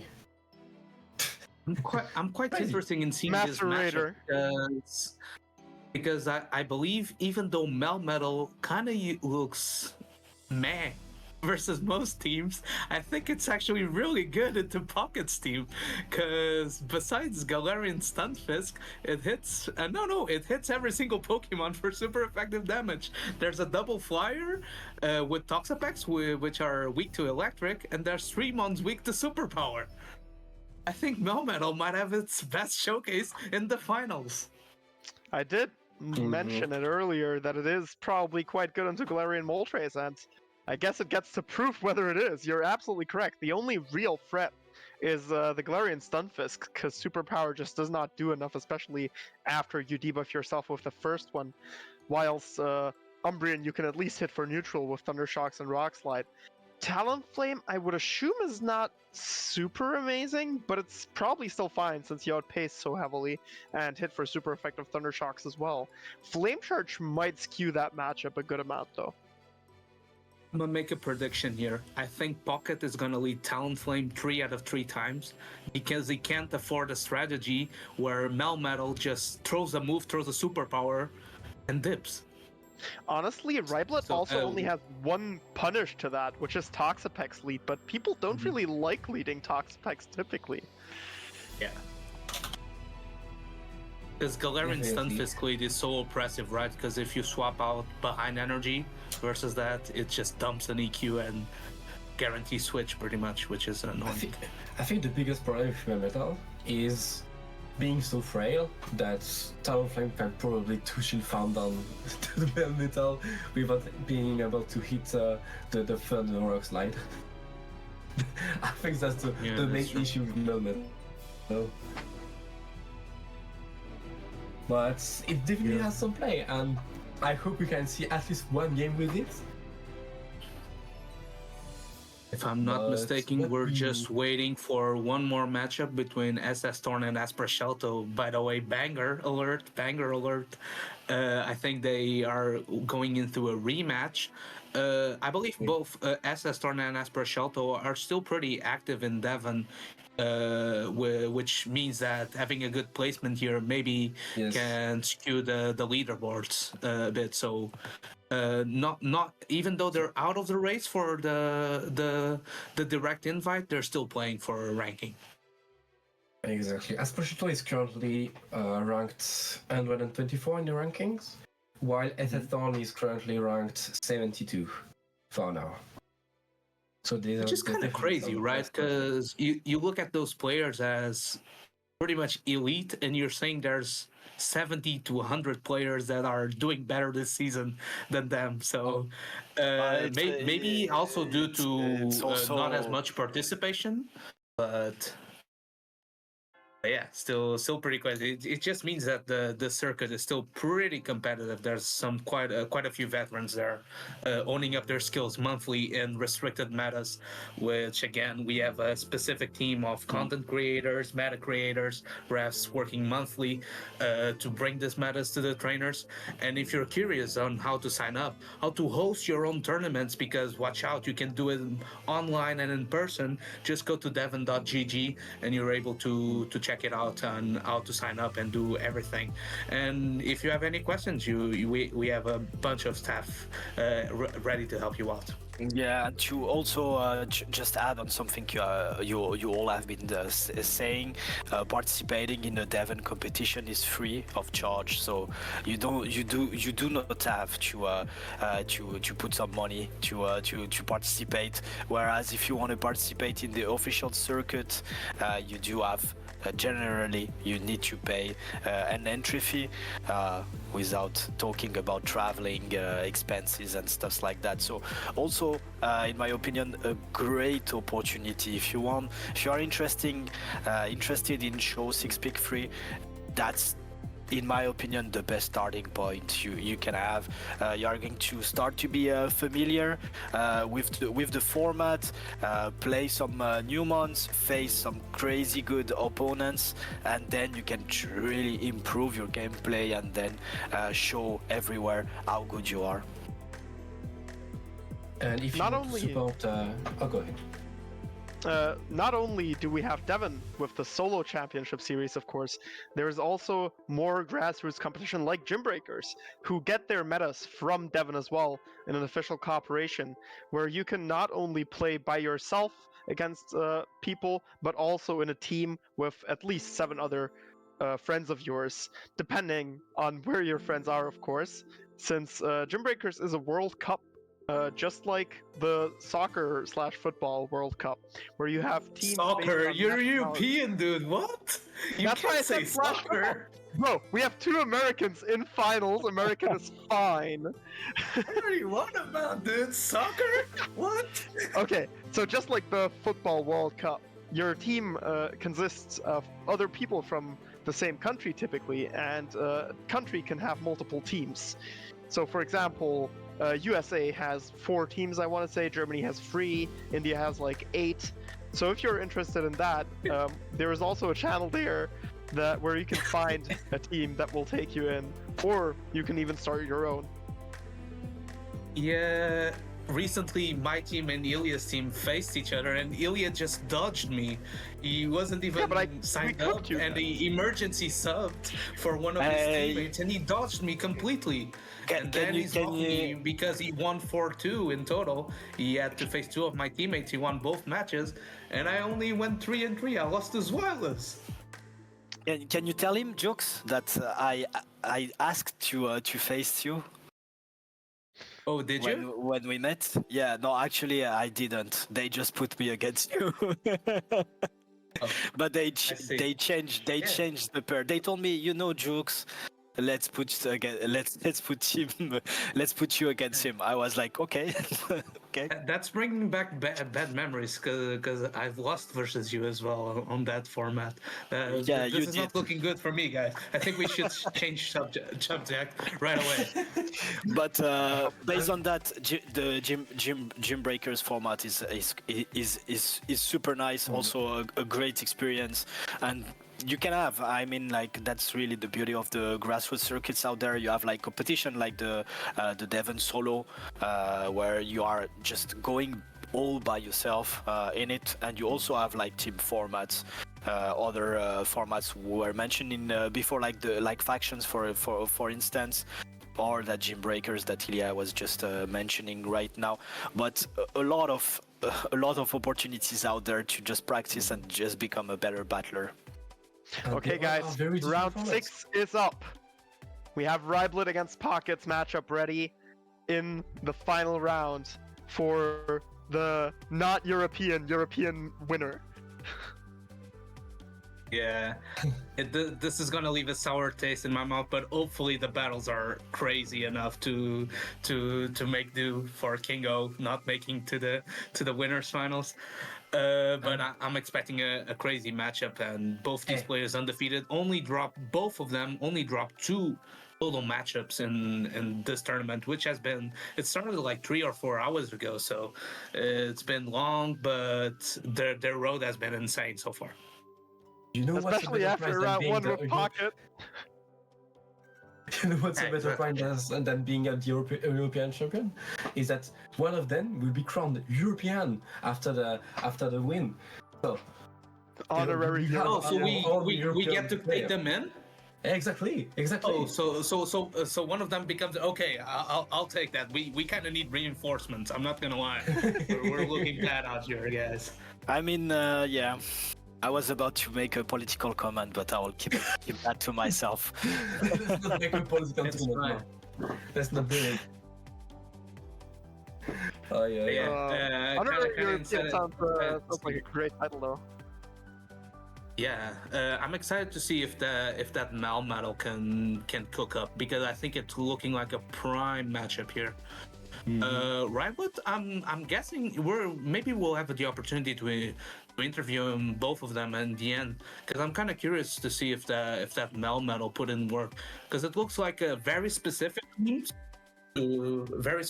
pick to counter the main meta, maybe countering that Toxapex Fire core. But yeah, we'll see if he uses it or not. Bye, right, Sergio. We'll Bye, Nicolas. We'll Let's catch get you into on the the other side. grand final between our 2 American friends. Oh baby, this is gonna be explosive. I feel like, because we have Rhyblet, who's the reigning, defending world champion of Devon, and we have OutOfPoket, who's won NAIC, top 5 in worlds, been cooking in GBL as well. So 10 top cuts in a row. Yeah, 10 top cuts in a row. That's crazy. So I think we're looking for a bombastic matchup here. Yeah, the champion of current grassroots and the champion of current official play Pokemon tournaments are facing each other in the European International Showdown here.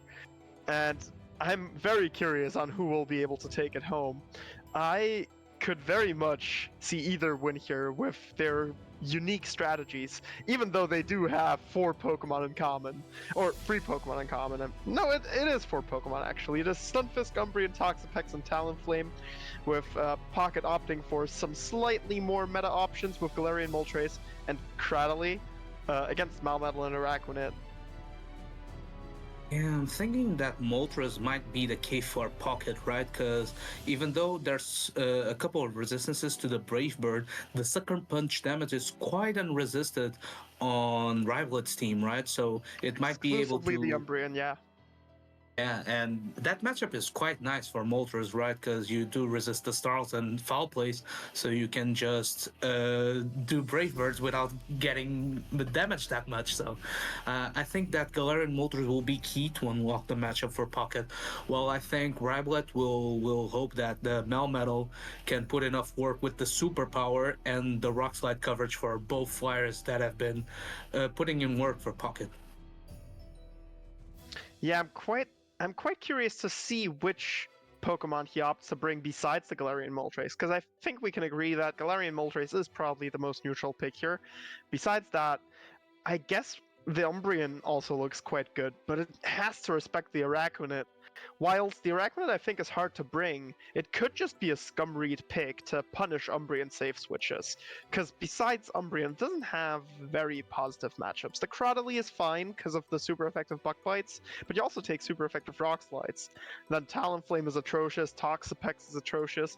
I guess Galarian Stunfisk might be okay with the Water Pulse. I'm only kind of worried about Toxapex, I'm not gonna lie, because the Water Pulse coverage is so good in this meta. Versus its counters, it does a chunk of damage. So we even saw the matchup versus the Magmar, right? Which is a fire type that is supposed to be so good versus a bug type. Water Pulse almost one-shot. So I think that's a great coverage move and great call on the moveset by Rhyblet, making Araquanid a bit more flexible. Yeah, I absolutely agree. So, one question that I've had is, we do see double Flame Charge and Fly here, but would one of them prefer to have Brave Bird in this specific matchup? Yes, the Flame Charge is very nice for the Melmetal and G-Fisk, but Brave Bird would give you this extra flexibility to one-shot the Araquanid, one-shot the Galarian Moltres pretty much, one-shot the opposing Talonflame respectively, and put the Toxapex in a one-fly range. So, was Flame Charge the correct decision after all? Will it pay off in this matchup? I mean, they both got to the finals with it, right? So I'm guessing, and they every time we've seen stream games, Talonflame has been a major player, and most of them were packing that flame charge, right? So I think maybe for consistency's sake, the two-shield Talonflame strategy would have boosted Incinerate and more threatening flies versus these bulk monsters like Umbreon and Toxapex has been proving to be the most neutral and effective moveset overall. Yeah, it could easily pay off since Talonflame, not only Galarian Moltres is quite a good lead, Talonflame as well. I do not see a proper way to punish either of these picks in the front. Yeah, and if you're on the outside looking into these top battlers, getting ready for the finals, getting ready to maybe get a direct invite for the Devon World Championships, a reminder that we have two more of these showdowns later down the line. We have in April, we're going to have the APAC region showdown, international showdown, and in June, we're going to have the NA one, the North America, all leading up to Worlds in July. So if you guys are excited about it, don't forget it. You don't have to be qualified to join these tournaments. You can just join in as an outside player looking in. So just sign up. Maybe you get a chance at $1,000 prize pool on the World Champions. We have the leads. We have the Melmetal lead into the Talonflame, just as I predicted. There is that Talonflame lead that we were talking about, and Rhyblet does not like to see it. He was expecting the Galarian Moltres, I guess. And OutOfPoket knowing that if he throws right after free here, he can get the free, he can deny the sneak in due to the swap turn. And Rhyblet also knowing that throws the foul play right away. Yeah, I'm kind of curious why Rhyblet maybe didn't do a Thunder Shock before swapping out. Maybe didn't want to desync the switch costs too much, or wanted to get the Umbreon there right away. A nice chip damage from the Talonflame comes in with the Galarian Stunfisk to soak up all these foul plays. I think this is a very interesting counter switch, considering he knows he has the Toxapex in the back, and there is a Melmetal in the opposing side. I suppose he does know that it likely is not going to face the Melmetal, but at the same time, would the Galarian Stunfisk not just be a safer pick to prevent from going down here, or losing a lot of HP at the very least? Yeah, maybe he's reading into it, maybe thinking there's a potential for another pick in the back. I'm not sure. He does get off the Earthquake, it's enough to KO, and this G-Fisk is still quite healthy. He has a bunch of energy, gonna reach a Rock Slide versus a Talonflame. Not before. Oh, he does get it on with good timing. Predicting that the Galarian Stunfisk will live here, and no matter how close it is, 1 HP is not 0 HP, was threatening to reach another Rock Slide, so Rhyblet has to throw the charge move here. Very correct prediction, the much safer play. But now the Toxapex, with the shield advantage, is finding this Talonflame, and immediately swaps back into the Talonflame against the Melmetal.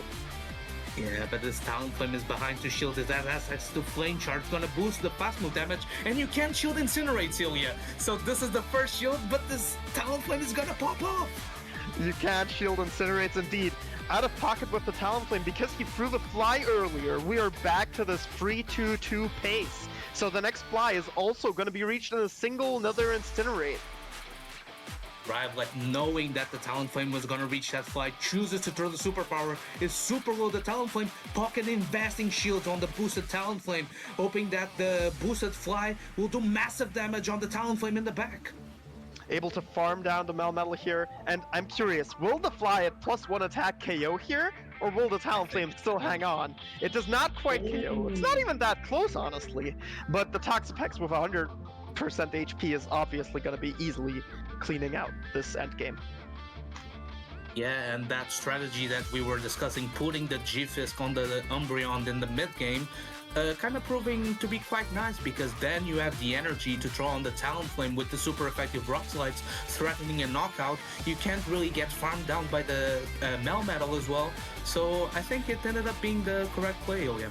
Absolutely. Looking back at Rhyblet's team, there isn't really anything that could farm down that G-Fisk with the HP it left that matchup with, besides the Talonflame, of course. But threatening to reach 2 Rock Slides is just so devastating that he still had to use the energy that he just gained from farming the Galarian Stunfisk. Yeah, and here if you're Pocket, you're reading right into Rhyblet's mind, knowing that that Melmetal is so threatening, so making sure that the Talonflame is there up and ready, making that fast move pressure so oppressive that he needed to swap out. Maybe, I think Rhyblet didn't throw that Thunder Shock, maybe he was scared of some desync or something for the Incinerate to register, but that might have proven costly because he ended up having to throw superpowers into the Talonflame, right? Because he lacked energy on to outpace that Talonflame. So maybe he needed to do that extra Thunder Shock, and he could have reached a Rock Slide first before debuffing its defense. I do believe Superpower was actually better, simply because it lowers your defense, it gives your opponent a little less energy, but at the same time, it still was enough energy, and you still just didn't do enough damage. So I guess you might be right. With the extra Thunder Shock damage, it would have been very close for the Talonflame. The only problem then would still be that Toxapex in the back. Yeah, that Toxapex proving to be super clutch for OutOfPoket. They're just imposing itself versus the opposing Talonflame. And this leaves the opinion that maybe G-Fisk is the option instead of Melmetal, because you put a super oppressive shutdown on that Toxapex. We have the second match going on. OutOfPoket, 1 win away from winning the entire competition. It has Talonflame into Umbreon. Pretty neutral. You are at 2-for-2. Is the Talonflame lead yet again, since we know how neutral it is. Good move timing here, wanting to throw after 4. Rhyblet also knowing that, throws just 1 turn off from optimal move timing. This is actually very good for Rhyblet, because now he would have reached the next foul play after 1 again, and Pocket would have been forced to go over 100 energy if he wanted to throw on good move timing. And that's when having this matchup knowledge is really important, because one, you don't want to just go for move timing and give this Talonflame free reign, but then you have to know when your opponent is going to be at 100 energy, forcing them to throw on miss time as well. So running an Incinerate user kind of clunky here. Yeah, it's absolutely a punishable thing, and good players know fully well good move timing is not always good move timing. Sometimes bad move timing is good move timing. We have a shield here. Is this gonna be a kill through the shield? No, no shield KO. just barely hangs on. I want to say at 1 HP now, if not just now. Reaches the fly. I do believe Rhyblet just got the Incinerate denied.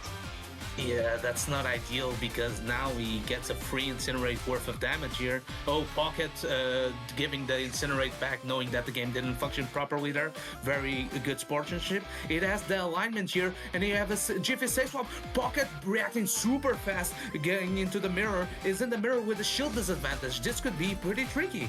Not only a shield disadvantage, also an energy disadvantage. This is very rough for Pocket here. If he manages to throw Rock Slide, get the bait, and then still land an Earthquake, that might be his only chance to get out of this uncomfortable situation. And he knows that as well. Goes for the Rock Slide here. Rhyblet actually shielding here, which honestly surprises me quite a lot. I would have thought that just no shielding here is the safer play, since even if it is Earthquake, you just easily live it with no issues. Yeah, maybe just knowing that he has 2 shields, so... Oh my god, Drum! An Earthquake. He gets a double bait! He gets the double bait, and now Pocket maybe trying to throw the tide here. He just reached the Earthquake, not forcing them to not overfarm as much. And can the Toxapex still put in work here? It's gonna be kind of tricky, because I think you need 2 Bryans from this position. Yes, absolutely. If 2 Bryans even KO, mind you. Pocket also probably knows this game is most likely over due to how much HP the Galarian Stunfisk still has, how much HP that Talonflame still has, and with landing this Earthquake here, it's of course even more uphill. Yeah, Pocket knowing that this game is over, does not even throw the move anymore. However, asserted dominance by getting 2 shields with Rock Slides on a Galarian Stunfisk. Yeah, that's kind of the tricky thing about that backline from Pocket, right? Because a G-Fisk with energy advantage is a counter to itself in the mirror, right? So the backline was so weak to G-Fisk with energy advantage that even with double bait, it wasn't quite enough since it was also behind 2 shields. Yeah, very heads-up play by Rhyblet as well, no shielding that fly with Talonflame, knowing that the Galarian Stunfisk will easily clean out the match with that shield advantage.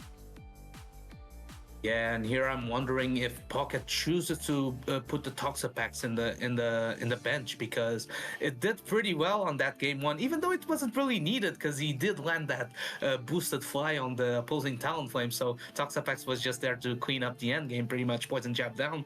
But here it kind of proved that it didn't do its job. So maybe something more neutral like a Cradily could have a bit more neutral play, where it also has play versus a Talonflame, but it doesn't get walled by the Galarian Stunfisk. Yes, the Toxapex absolutely felt more like a liability than anything in this game, and I'm wondering as well if he will try to bring it again just to punish that Talonflame. The problem with that is simply that he needs a proper answer to the Galarian Stunfisk in the bag, which was taken away from him by shielding against Umbreon and still only barely hanging on after that matchup. Thinking if I'm Pocket, I'm dumping the Toxapex on the bench and I'm going for neutrality. I'm going for Moltres plus Cradily because the Melmetal is getting benched. We have a Talonflame lead 3 games in a row. Am I a Psychic?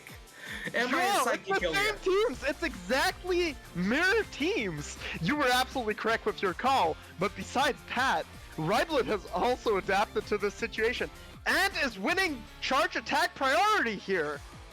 Ooh, this is massive. Pocket shielding, learning from the mistake from KingOWT that no shielded the first fly, and then he went for flame charge. So here, both trainers matching the shields. Rhyblet knows that he wins charge attack priority, so he has massive advantage in this matchup. Is he gonna try to catch a move? And he is indeed. He is going to catch on that Umbreon just like I thought, since that is his tank. It is just going to soak this energy without having to be scared of Talonflame staying in and throwing a flame charge like the Galarian Stunfisk would. Instead, the Talonflame just farms up a bunch of extra energy and now goes into the mirror match by Rhyblet. Yeah, here in the Umbreon Mirror matchup with this chip damage, it's more than the last resort, obviously. So Rhyblet is going to be able to secure switch advantage in this matchup, and he does have the is that the energy disadvantage on the Talonflame Mirror though? Is that going to prove costly in the end game? I'm wondering as well, though I do not believe so, since the next few flies will still take 2 Incinerates. as you need 3 incinerates for the first one and then 2 for the next 3. So the pace should still work out in favor of Rhyblet here, if they both come in with the same energy, of course. I wonder if the play here could be maybe trying to snipe the Umbreon at red HP. Oh, he goes into the Galarian Stunfisk right away, not allowing that farm down, trying to get ahead on energy. Talonflame with a lot of energy has the first Flame Charge ready just before the Rock Slide is deployed. Yeah, Rhyblet realizing that right now is a good time to just throw your move, deal a ton of damage to this Galarian Stunfisk as it's not quite yet able to get the shield from you, or knock out the Talonflame with the Rock Slide. Yeah, and I think Rhyblet chooses to no-shield. That's let an it interesting go. play. Yeah, that's That an is indeed a interesting very play. interesting Here, here maybe hoping that Umbreon is able to deal with the rest of this Galarian Stunfisk, and then his own can clean up in the back. Goes into the mirror with an energy disadvantage, Ilya. Goes into the mirror with an energy disadvantage with even shields. That is probably the correct play in my opinion, since the Umbreon is still outside of fly range, whilst the Stunfisk will take a lot of damage anyways from the Incinerates and the Flame Charge. Oh, he's trying to farm down here, and Pocket smells the farm down attempt. Tries to throw the foul play, but overtaps. Yeah, recognizing that the Umbreon is still a bit too healthy, would reach another foul play, not wanting to take that damage on. Goes into the Talonflame, reaches the Rock Slide. It has a lot of energy. The overfarm from Rhyblet maybe gonna be the game sealer here, because it gets the last shield from Pocket. Now the question is, will the Galarian Stunfisk be able to hang on? We don't have to answer that question, because he catches the move with the Umbreon, soaks the energy. Now the question has changed. Is Pocket able to farm down this Umbreon and leave the matchup with a Flame Charge? But it does not appear that way. Rhyblet has just too much energy on the Umbreon. Yeah, I'm not sure if I would have thrown this foul play here, because if you do proper move timing, you would have back-to-back move. It goes into Oh the my god, he waited! Umbreon! What a move from Pocket! He waited. He did not even tap. However, I do believe he is just a bit of energy away from the Flame Charge. Is he not? Does he have the Flame Charge? It's not. a CMP time! He Does this does have Flame it. Charge KO? I do believe it does. But let's see. Will Pocket take it home? Or will Rhyblet's Galarian Stunfisk hang on? It's just Talonflame takes it home for Pocket! Wow, Pocket coming out as an outsider from the Devon circuit, proving he's one of the best in the world, taking out the Devon world champion, the reigning world champion, and securing himself a direct slot in the world champion for this season. Congrats to OutOfPoket coming into the European region and taking it over for an A. What an incredible matchup. Let's talk with Sergio and Nicolas about it. What What do you guys think? That was Absolutely crazy. That last game, wow. Wow, that's why you sign up. That's why you watch those streams for those kind of games. And just for the record, my champion won. Ours. Who was on the Pocket train for the last 3 seconds of the match? Like, Yeah, I'll be honest, I wasn't sure if that Flame Charge was enough to KO, taking into account the last Flame Charge damage. I think it was just about enough to KO. It doesn't get closer than that, right? Both trainers pretty much undefeated throughout the whole tournament, going into a decisive Game 3, 1-1, and it comes down to a charge attack priority between Galarian Stunfisk and Talonflame, pretty much the two staples of this meta. But it's also exactly what we were discussing actually before the grand final on how mind games, how adapting to the information that you are seeing on your screen and just fastly and quickly take a new decision. Here, Pocket understands that he's going to lose charge attack priority, catches the next one on another one. He knows that this is going to put himself in a bad spot, because it's going to offer the opportunity to your opponent to always be in charge of the pacing of the game, detecting which matchups are going to be on the field. But despite that, always managing well his energy, always having some energy even in a low HP months, proved to be the right strategy in the end for him. making use of the switch beautifully in the end there, waiting for 2 turns so the first Snarl's damage would lock onto the Talonflame, so Rhyblet would have less time to react to that swap into the Galarian Stunfisk. And so Talonflame would just be able to leave with that energy, and Galarian Stunfisk with the ability to throw the Rock Slide first. Incredible. Mm-hmm. Yeah, Incinerate user waits are always one of the most satisfying things. Yeah, I agree. And where the clunkiness of Incinerate kind of cost him a game on the game before, actually, the clunkiness cost him the game. There, he made sure that Incinerate wasn't gonna stop him, and he made sure that he waited and the damage registered where he wanted to register. That's perfect mastering of the mechanics of the game. And with that, OutOfPoket guarantees a direct slot on the Devon's Worlds back in the upcoming July.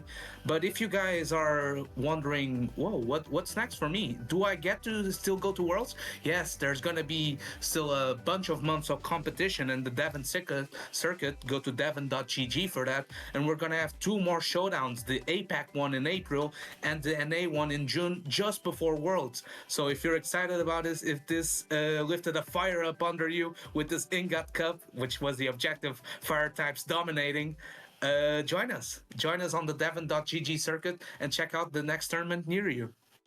Before we wrap this up though, not only did Pocket win the qualification to Worlds, we also still have the $100 prize money for the best European performer in the tournament. Mm-hmm. Who was it? So Felix. Dracovis, it is Cleonardo. It is Cleonardo tied Ooh, with... I'm getting information that King. Celio and Taurus And Cookie Taurus. are tied for the prize money. So the question is now, will we have a tiebreaker for it? Yo, do we have a tiebreaker, Adellion? Hey, Or it's not just my gonna be problem. We will cheeky ask split. Adellion and he will figure out. I think it's very much time for me to dive in from the background as a ghost on this, just to have a look. It is something that Devon will have to determine.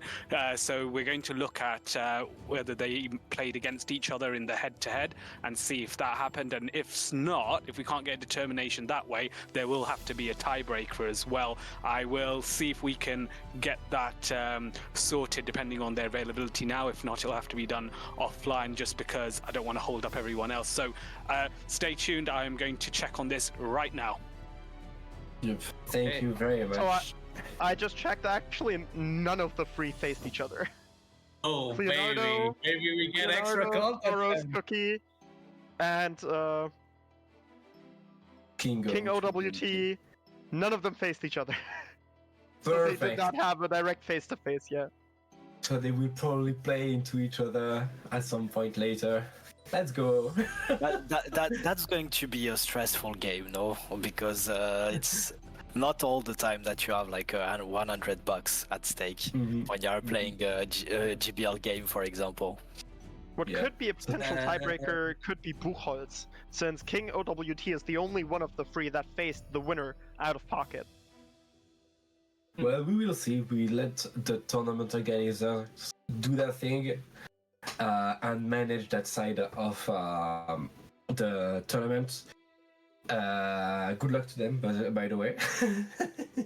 I mean, $100 could pay quite a few rounds of beers for me and my friends. So if none of them want the EUIS, money, that's like, I'll step up. I'll take it. No worries.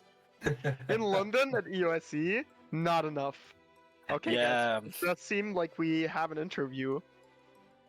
No interview, unfortunately, so we are not gonna talk with the champion, but everybody sees him all the time at tournaments anyways. He gets enough interviews at Play Pokemon, so... Yeah, that's true.